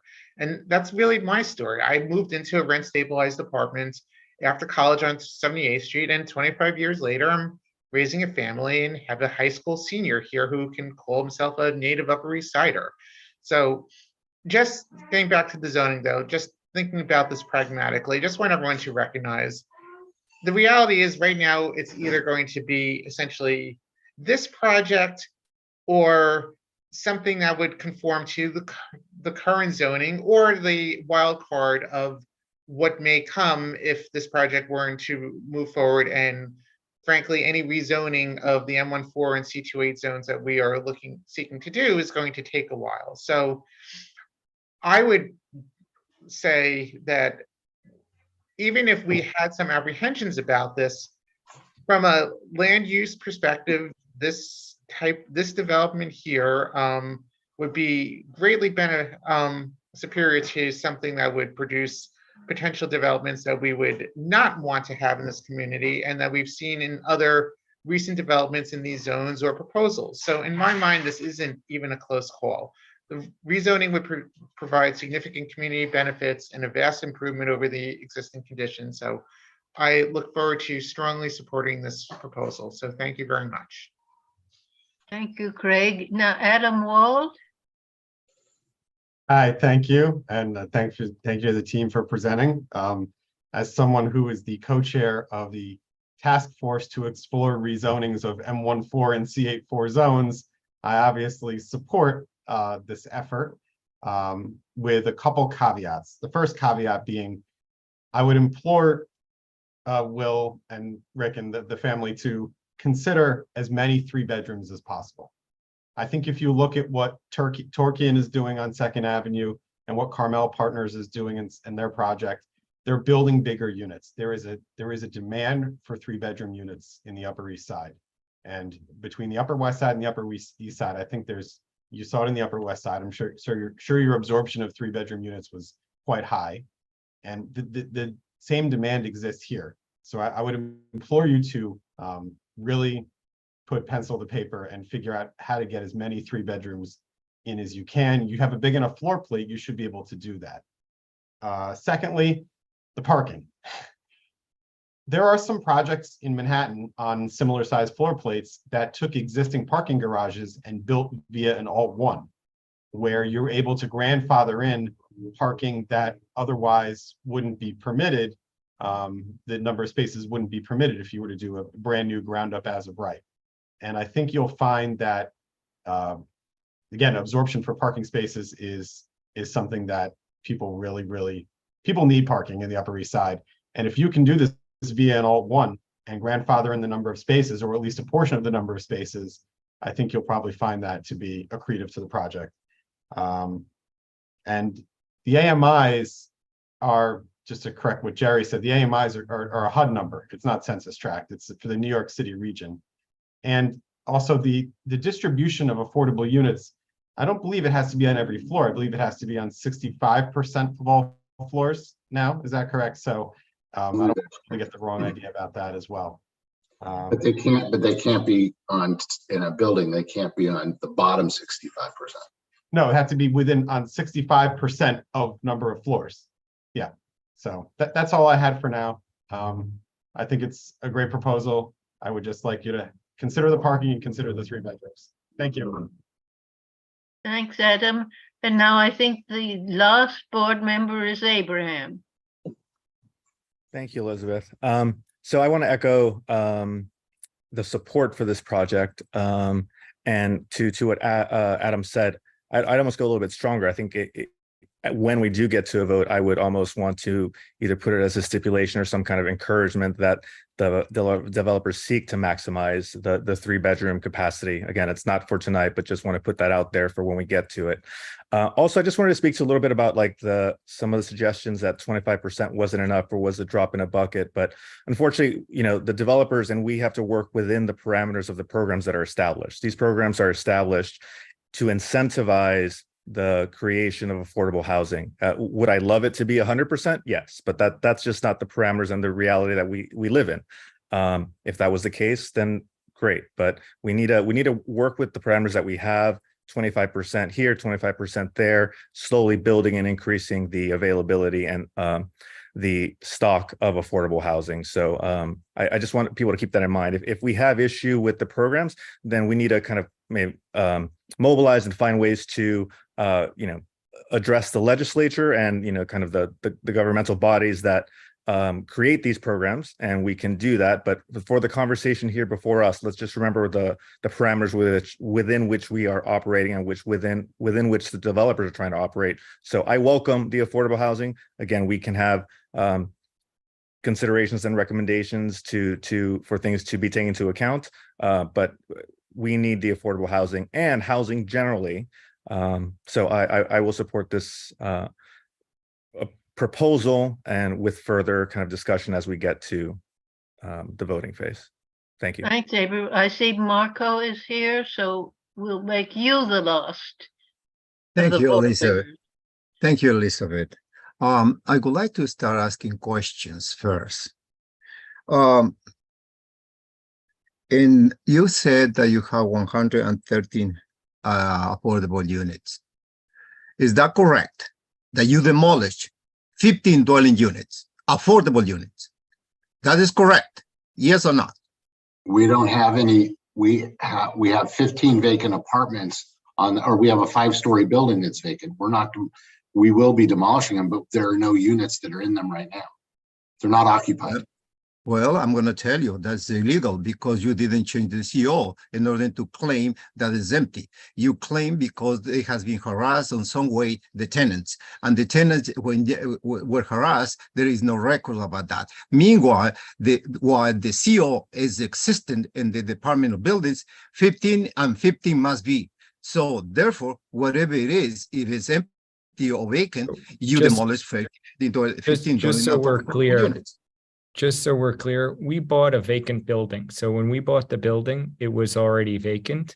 It was our understanding that the remaining tenants who had been in there before we purchased the building were market rate. The CO would not reflect the stabilized status of the project of a building. So I'm not sure where you're getting your information from. It's possible some of those units had been stabilized. But it's likely that they were all market, which is why they were able to be, the building was able to be sold to us totally vacant. Yes, Mr. Freeland, you're absolutely right. It's market rate, but according with the quality of housing. In this quality of housing usually is not as a regular market, is not the good quality of housing. So therefore, it will be very hard to market in a higher prices. So we are in the same page. So the other part is they got 115 13 units, which is different from the filing in the application. You have also in the lot 111 15 affordable units. That counted that or is plus 13 plus 15? Or is less, or is counted within 113, these 15 dwelling units, these existing dwelling units. Lot 111 is not, it will be part of the zoning lot, but it's not part of the development site. Those units remain and the 113 is above that. So basically you're saying that is 113 plus 15 affordable units, the existing. Is that correct? The new development will provide an additional 113 units. The existing units that are on lot 111 will remain. Yeah, because actually, sir, with all respect, you put together, when you put together, you combine. When you combine is one zoning lot. Then later you can subdivide and you can create different zoning lots. And there's always, it will be married for life. So therefore, that's what I'm gonna ask him. So in conclusion, I should say, for 113 units, what you offer is 98, not even 100, okay? That's not true. That is true. That's not true. That is true, because the That's CEO, not true. the CEO said clearly that you have 15 affordable units, and period. Unless you change the CEO, you cannot go, you cannot say, oh, it was empty. Lot That you don't want to 111. rent is different. And that's your choice. I want to clarify, lot 111 will be part of the zoning lot, but not part of the development site. Lot 111 will remain as it is with its units intact, and it's owned by somebody else. I know that you can subdivide in order to pay taxes, mortgages, whatever it is. I understand. I do that. So I understand very well what you're saying. So the point is basically you don't even reach with the demolished affordable housing, either vacant or in use. You could just only build 98 affordable units. That's what it is. So, but let me move forward a little bit more. You in reality have 452,340 square feet as a floor area. Then magically you say this convenient, which basically contradicts what my fellow community member Adam Wall said, that he's wanting to change from C to a residential. Now you're changing from industrial to commercial. I don't understand what is in one case accept the commercial, in another case do not accept the commercial. But the point is, then they allow you immediately to reduce 70,000 square feet for the existing commercial use. So then this coming to the number that I have, and I check with your calculations, is coming with 110 dwelling units, which is basically close to your number. So now, when you transfer the air rights, especially from the lot 6, for everybody to understand what is the lot 6, is the farthest western side of the development. That lot has 50% vacant the space. So the developer, he warehousing, he doesn't want to do anything. And that is his right, by the way. And I'm saying this is the way that he wants to do the development. Okay, fine. But you know what? They transfer the air rights almost 85,000 square feet from this development. If the developer want to behave erroneously in favor of the market, so now we're gonna reward that bad behavior for that developer in order to transfer those air rights to your development site. So nobody has to be very clear right here. Nobody is against affordable housing. Nobody is against different types of housing, including luxury housing. The only thing is this development, they take more advantage for their benefit. I understand as a developer, it's perfectly fine. I understand that you are in the business to make money. I'm not against that. What I'm against is when you go beyond that part. And that is where I'm trying to make my point. So now, if you transfer 85,000 square feet from that development with bad behavior, which is wrong, you will put a $400 or $500 a square feet. You're talking about 30 or 40 or 50 million or reward for this bad behavior of this development site. So now let me go in another case. Marco, just one moment. I just want to give a couple of minutes for the applicant to respond. Okay. I'm not sure what the question is. We're not removing floor area in the existing building on the farther lot. We're buying their air rights, but not the floor area from the existing building. I'm not sure what his question is. This lot, when you do the development, you calculate all the lots like it was one. So then basically what you do is you combine and you treat it as a one zoning lot. That's correct. So do not And then, exist and then any you more subtract, boundaries. and then you subtract all of the existing floor area. Right. And that then is- then that is later in those buildings, and you move over the available floor area that Right. hasn't been utilized. Yes, and then you use the old subdivision, or you create a new subdivision. In this case, you maintain the old subdivision. So therefore, the owner of that lot received those benefits that he has been behaving erroneously in our community. So we're talking a lot of money that he will receive. And I don't know if he's going to develop or no, or keep maintaining this vacant space. That's his right, by the way, to do whatever he wants with his property. But it's wrong to reward this conduct in this development. So let's go move forward in the direction of, you know very well that you don't comply with the local law 97. Because the floor area, the window to wall ratio is too high. I think, seeing in the way that was designed, at least is between 65% to 80%. So therefore, you never ever you should be qualified for the energy code, because those buildings has to have at least, or the maximum window to wall ratio of 25%. So what's going on with this part? This part is very simple. The more window to wall ratio, the more energy you spend, the more carbon emissions, and the warmer will be the planet. That is the point.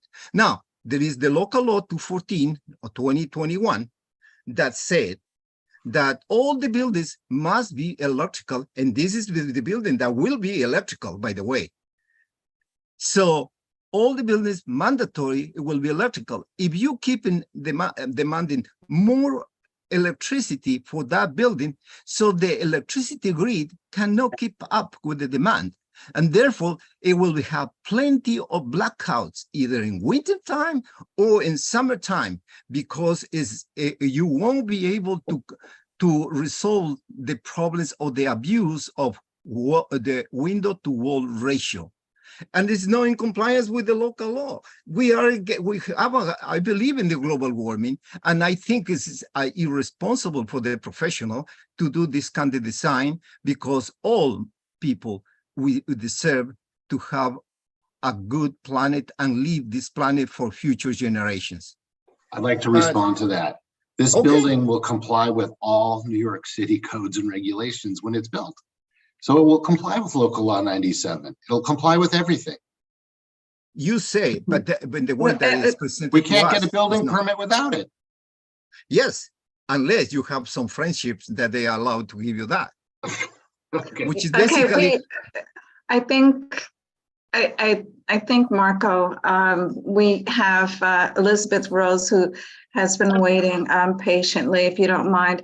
I do want to ask Jerry a quick question, because I just want to make sure that at the end of this meeting, we're clear regarding the units, because I heard some numbers, 113 and 98.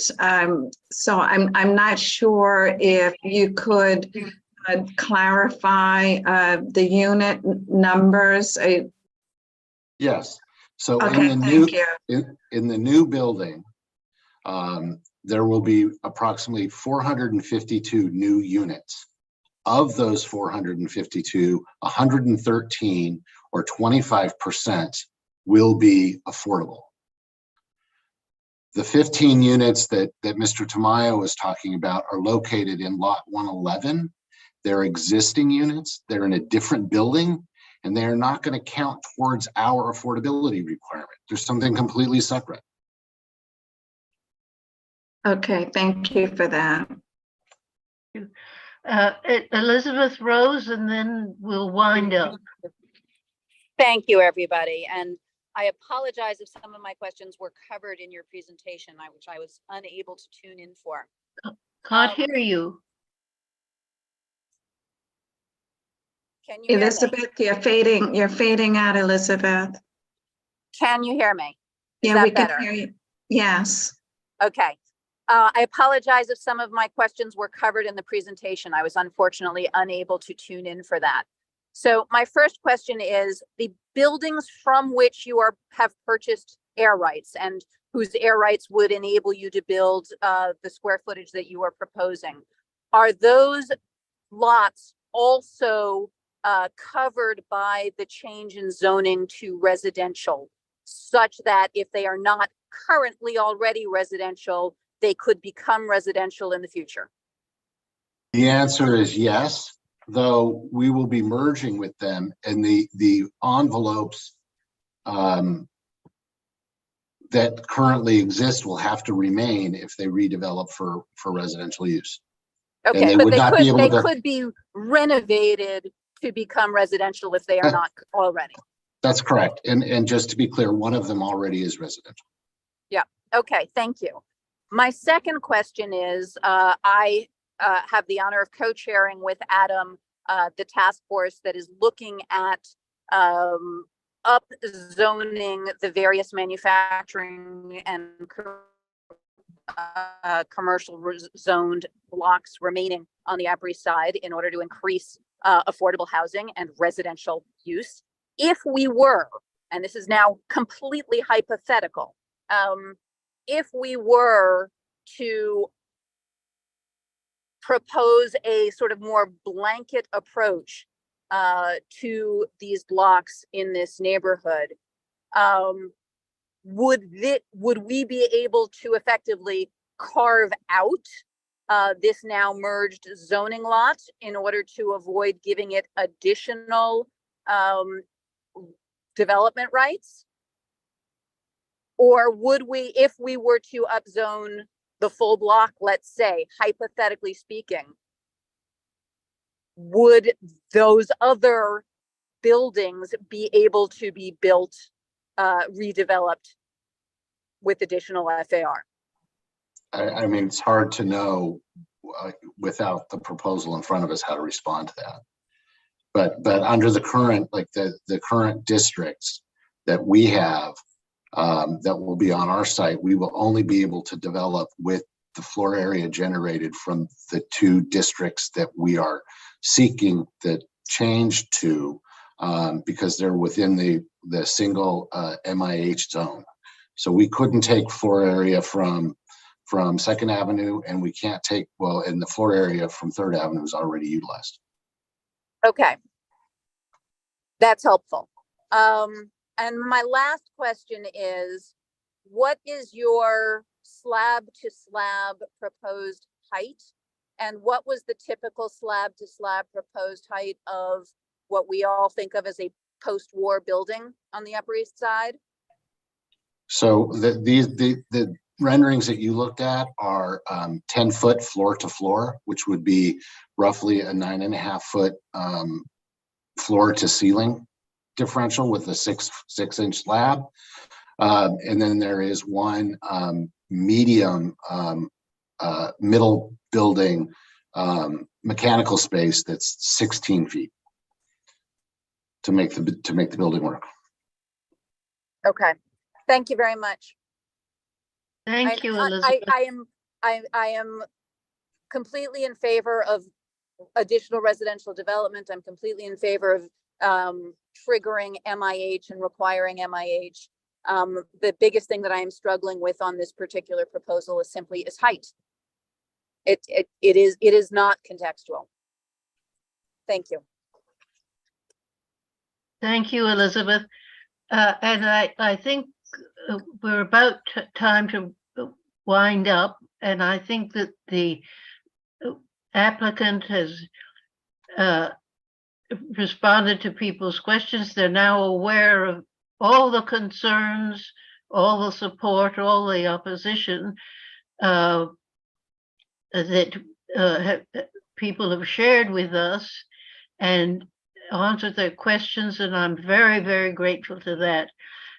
From the zoning and development point of view, which is where I come from, one of the things that as you go forward, and perhaps at the next meeting, when we approve or the city approves, a rezoning, you have a building that you propose to build under the zoning you propose.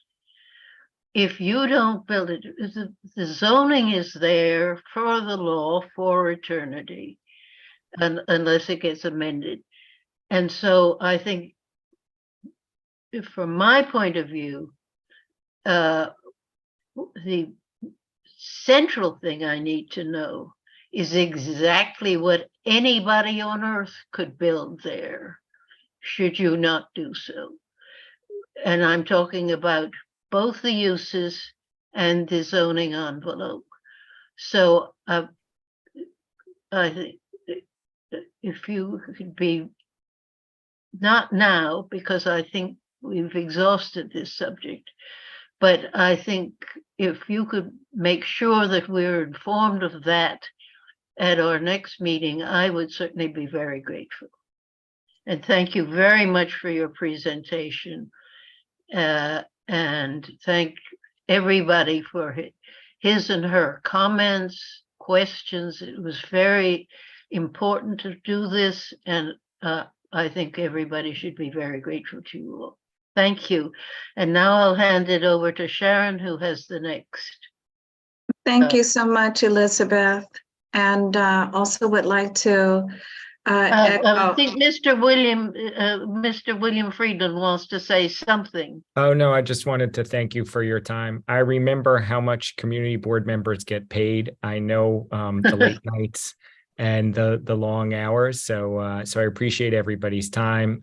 And I have to say it was wonderful to see so much support. I think that housing in general and affordable housing in particular is so important, and it's wonderful to see that the board so focused on it. When I was on, I think the board was still smarting from all the development in the 1980s, and of course now it's been a long time since the 1980s, and so it was wonderful to see all the support. So thank you all. Thank you. Okay. Yes, thank you so much for the presentation. And can Stephanie Reckler unmute? Just thank you. Thank you so much. So for our second item on the agenda, Stephanie Reckler, who heads the Coalition to Save Our Lenox Hill Neighborhood. She has been very involved in organizing Upper East Side residents around the expansion plans for Lenox Hill Hospital. And she was invited because we thought that it would be important to update the community on her efforts, as well as, I think you have a co-chair as well, Stephanie, is that right? No, or is it just you? No, Andy Susloff and Andy Gaspar. Yes, yes, yes. Okay, all right, are they on as well? No. No, okay, all right, that's great. I'm glad you could join us. So if I may pass the baton over to you to talk about what happened since your town hall on Lenox Hill Hospital's expansion, and what do you think the next steps will be? Oh, thank you so much, Sharon, for inviting me here tonight to discuss with you the town hall, which we hosted, the Committee to Protect Our Lenox Hill Neighborhood hosted last month. And my apologies for scheduling the town hall meeting on the same evening that your full board was scheduled to meet. I was trying to schedule our meeting between the Jewish holidays when the most people would be home on the Upper East Side. And it wasn't until I had sent out the first announcements that I realized I had made a conflict. So my apologies. And I have to tell you, that being said, the meeting was videotaped and is on our website and is also on YouTube. So you can catch the whole thing, you can catch parts of it. And next time I will make sure that the community board will be available to attend. So the meeting was a tremendous success. We filled St. Jean Baptist High School to its 400 seat limit. Zach Fink, former New York One investigative reporter, and now a director in government relations at Davidoff, Hutchins and Citron, the lobbying firm, was narrator of the evening. We started off with State Senator Liz Krueger. She was forceful yet good-natured in her opposition to the Northwell plans. She came down powerfully. She called the Upper East Side bedpan alley and said that there was no need for a luxury hospital. And she was followed by Rob Guttheim, Jerry Nadler's district manager, who was very emphatic in agreement with Krueger. And we are expecting Jerry Nadler, who at the time was working on the budget in Washington, to film a video of his opposition. And there were other elected reps in the audience, and someone, Northwell sent someone as well. So the format was a panel discussion, which included George James, the city planner, who you are very familiar with, Anna Markham, CEO of Friends of the Upper East Side, Richard Sharp, a real estate investor and a neighbor, and Andy Gaspar, a co-founder of the committee. So after a 45-minute discussion, Zach accepted questions from the audience and moved directly into the audience for questions and observations. The audience was very polite and restrained, but very much in opposition to the Northwell plans. And since then, there has been a groundswell of opposition. We've had several articles in local papers. We have an op-ed in Cranes and news articles in Patch and Our Town. And these are available on our website. So Will, I have a screen that I would like to share. You can share it. Okay. Are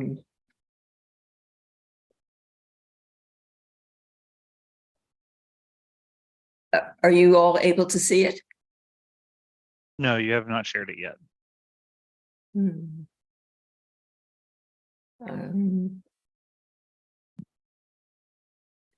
you want to? Can you advise me on how to do this? Yeah, you hit the green button that says share screen, and then you click on the program that is in that box that you want to show. So if you have a PDF open, click on the PDF that you want to show. The only problem is I can't find the green box. The green box at the bottom of your screen that says share screen. It's next to the chat and the participants button.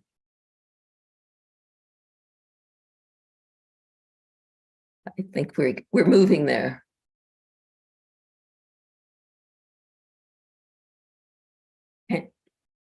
Success. Good, perfect.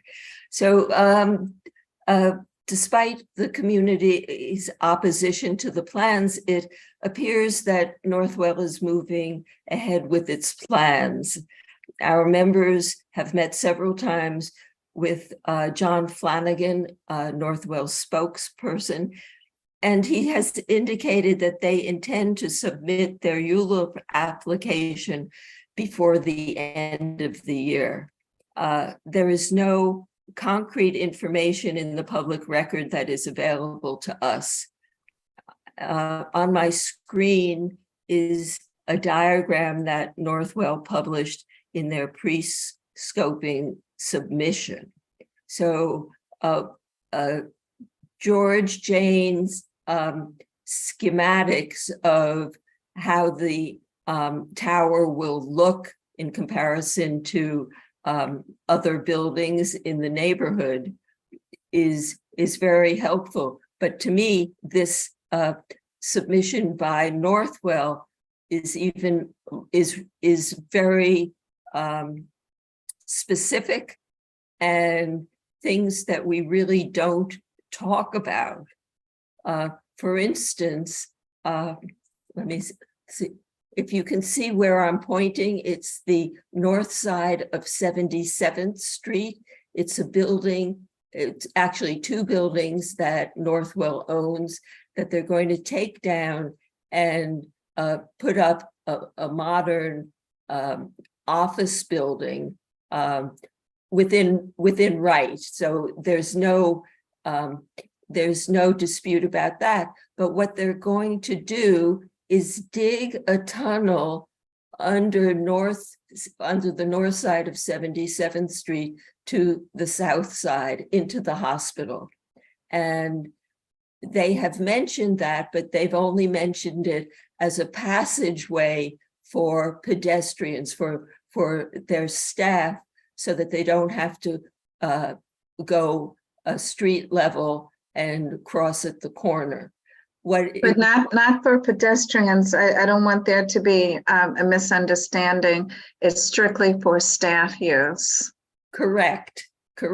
But what they really don't focus on is that the tunnel is going to be a conduit for energy into the tower.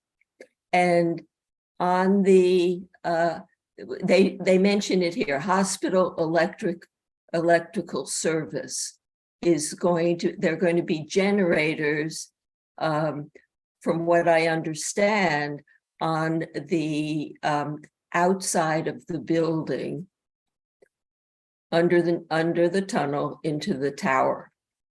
So the digging the tunnel is an issue in itself. There are no records of what exists under East 77th Street. From what I understand, there are no records. Our consultants haven't been able to find any records. So it will be very interesting to see how they manage that and what they do when they can't dig the tunnel, and how much disruption will digging a tunnel be. It's not a weak process, and where are the ambulances going to deliver patients? Currently, the entrance to the hospital is on East 77th Street. So there are a lot of unanswered questions and that need to be answered. So this afternoon, just coincidentally, we had a very good meeting with Keith Powers, and we'll be continuing the conversation with him as he will continue to talk to Northwell. So that in itself has been very encouraging to us. What do we want? That's the main issue. What does the Committee to Protect Our Lenox Hill Neighborhood want? We are easily 3,000 strong. We keep adding people who hear about us. We want Lenox Hill to renovate the hospital. There is no dispute that the hospital doesn't need to be updated. Many of us have used the hospital. Many people have been born at that hospital. My mother, generations ago, was part of the auxiliary at the hospital. So what we've been saying in all of our written materials and discussions, better is not bigger. We want Northwell to build within their zoning envelope. We have determined that they can enlarge the hospital by 40% simply using their available space and not going any higher. On the present design, we emphatically say no. And I look forward to your support. I appreciated your support 3 years ago. And please get on our website, watch our YouTube video, and I'm always available for your questions, observations. I appreciate the intellect that you all offer to us, and I thank you very much. Thank you so much, Stephanie, for that presentation. I think there are other objections to the proposal as presented, which also includes a 10-year build program to facilitate the hospital remaining open, obviously, which is something that's very significant. There are other development proposals, hospital-related, MSK, and others. So at various points, when we're walking around or traveling around within our district, we do have hospital facilities that are in various stages of redevelopment. And I'd like to take any questions from the audience first.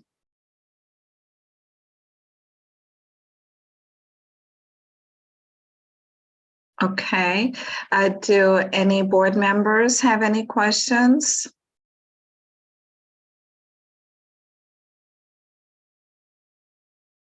Marco and then Abraham. Stephanie, I Yes. think when they came to Lenox Hill for the presentation, I asked a question about the tunnel. And in the way that he explained it, that I think is reasonable, and that's the right way to do it, is he said that he's going to excavate 50% of the width of the street, and then they're gonna cover, and then the other 50% they're gonna do it. And I think this makes a lot of sense. Now, information usually is available in the city. You have to go to all the city agencies, and they have the whole documentation of the whole city. They have everything.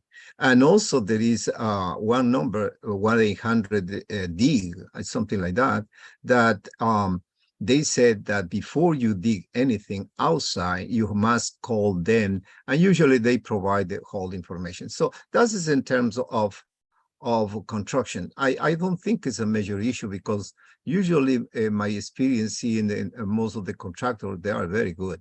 It means rarely I find some problems in the way that they build. The issue right here, and that's where you should address more and put more efforts, is in the zoning. That is oversized the development, and to figure it out how to reduce that part. That will be the most important part. The rest basically is a part of the development of the city. Thank you. Abraham, thank you. Thank you, Marco. Abraham? Thank you, Sharon. Yeah, I just wanted to, maybe I missed it or I didn't hear. What was the timing on this? When did they indicate that they would be seeking to go forward with the ULURP? John Flanagan indicated that by the end of the year, they would have all the documents submitted to start ULURP. Okay, thank you for that. I mean, I'm supportive of the approach of trying to, obviously we want improvements to the hospital and as best as possible as we can do it without increasing the footprint, I think, and the size would be beneficial and worth looking at. So I think anything we can do to try to propose that and work within that construct would be helpful. Thank you. Michelle? Thank you, Abraham. Yeah, thank you, Sharon. I just wanted to highlight what you had said. This project is projected to be about 11 years in construction, but the reason is because they're bent on keeping the hospital open. And that's also one of the reasons that they need this magnitude of building. Because if the hospital as it exists were closed, they could incorporate their needs and just pretty much enlarge as of right. So that is really, really the big issue. They are bent on keeping it open, and that's dictating what their needs are and the length of the project. So to the extent that we can address that, or that Stephanie's group can address that, that's probably the way to go in terms of, getting some reasonable reaction from them.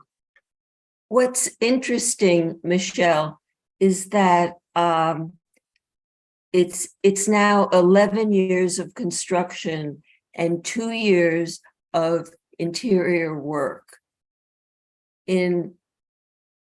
By the time it's finished and admitting patients, the way medical service is delivered will be very different from the way it is now. Exactly.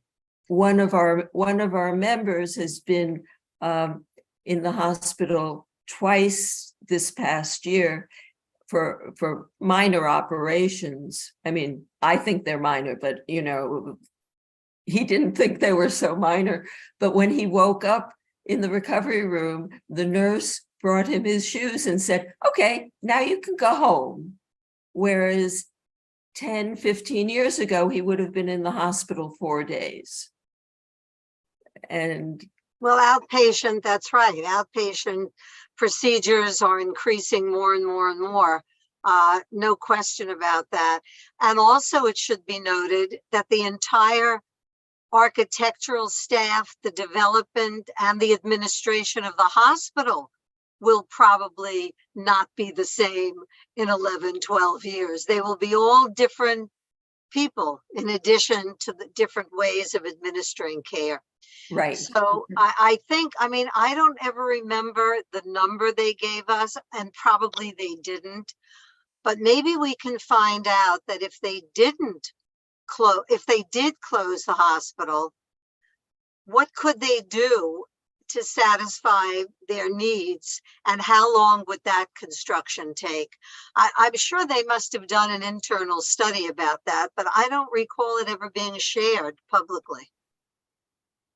Certainly not with us. Maybe that's something we can pursue as a matter of just information. Let them tell us. I'm assuming they must have looked at that because they're so emphatic of keeping it open. So they must have somehow looked at that. I'd love to know that. Right. I mean, they can also do their renovations and their work on the whole site in stages. I mean, that is a possibility. Well, they're also building the building on 3rd Avenue. And I think that's going to be an outpatient facility. I don't know what their construction timeline is for that, but it might be possible for them to move some care over there while they're reconstructing here.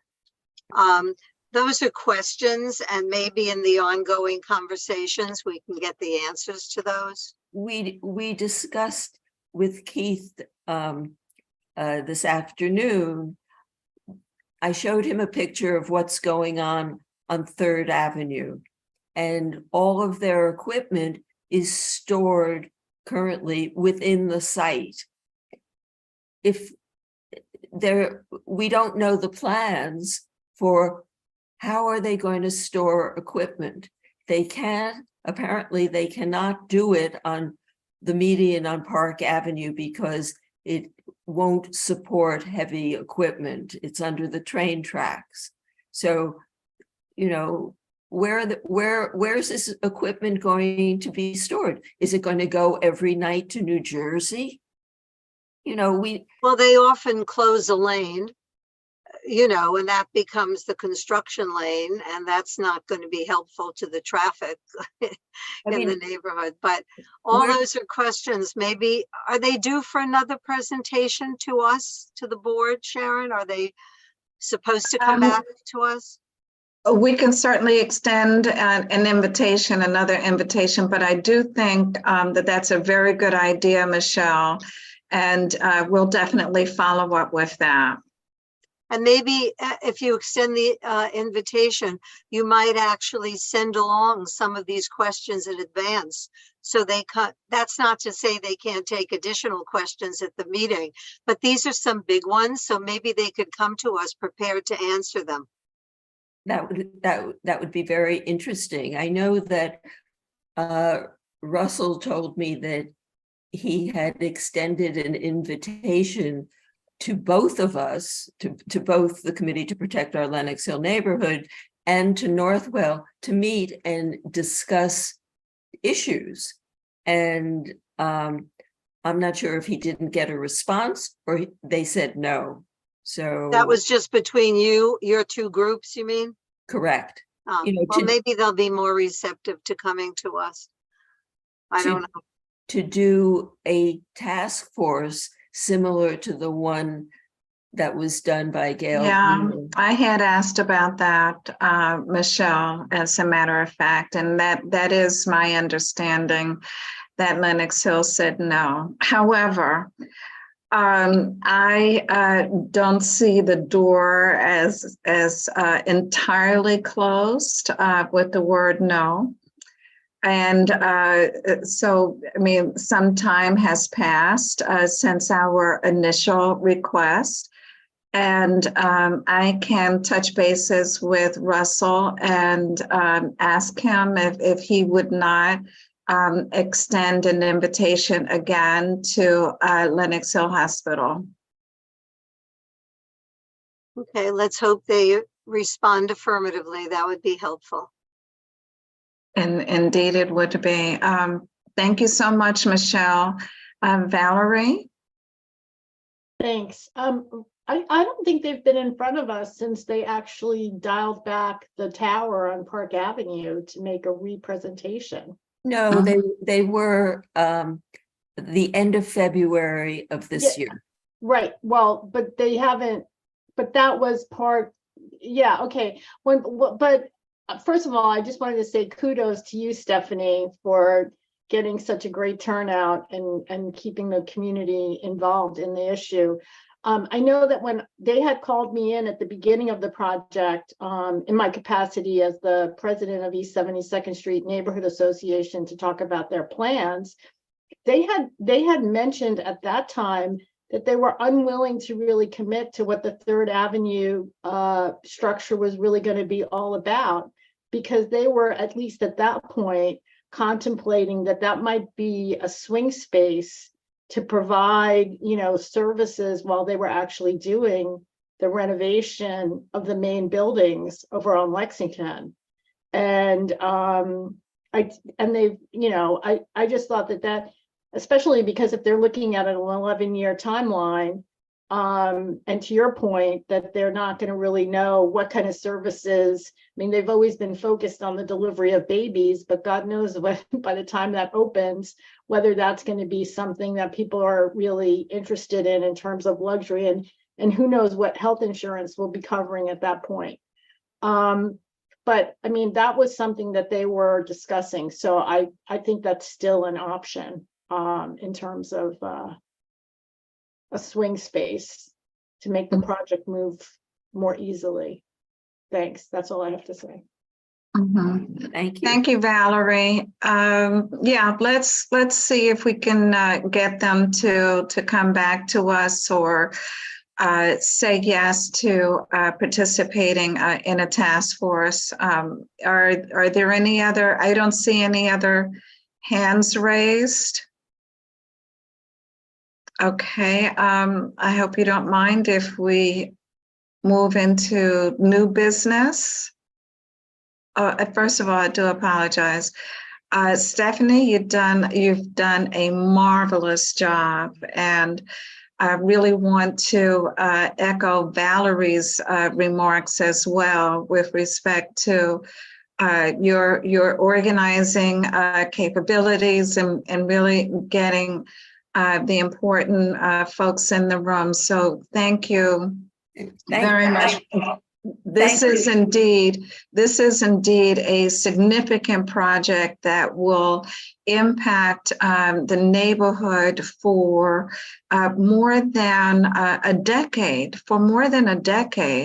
and it really is substantial. If there's any way that we could get them to do the reservations within the existing zoning, within their existing building envelope, that would be something that I think all of you will be able to get them to accomplish. So thank you so much for everything that you're doing. And thank you. And I'm sorry that I missed your webinar on traffic today. I will watch the video because it is exceedingly meaningful to us how this will impact traffic around the neighborhood. I mean, it's already gridlocked. So and we had gridlock Sam Schwartz on. Right. Yeah, that's definitely a good segue, and thank you so much for you participating in those classes. So I want to segue to any new business, any old business. I'm going to remind people of the City of Yes scoping session on Thursday at 2. I think I'll ask the office to send the flyer or whatever it is to the board members, because I think this is significant enough. Most people won't be able to attend it too, but Will or Kevin are going to try to get the link, which they're, as I said before, guaranteeing to give it to us an hour before the meeting, which isn't all that helpful. But still, I think that the proposal is significant enough that from what we've heard, that many of us who can will want to go. So I save 2 o'clock on Thursday, and thank you very much for coming. Also want to give a shout out to a new board member, Juno. Thank you very much for participating in our meeting. You've done this once. Now the door is locked. You cannot escape. We have you, so we look forward to you attending our future zoning and development meetings. And thank you very much to my CB8 colleagues for joining and participating as well. And with that, I want to say good night to everybody. Good night. Thank you so much. Yes, I was going to move Did to somebody adjourn. recommend Oh, Yes, I adjourning? move to adjourn. Yes, thank you. Thank you, Michelle. All right. Move to adjourn.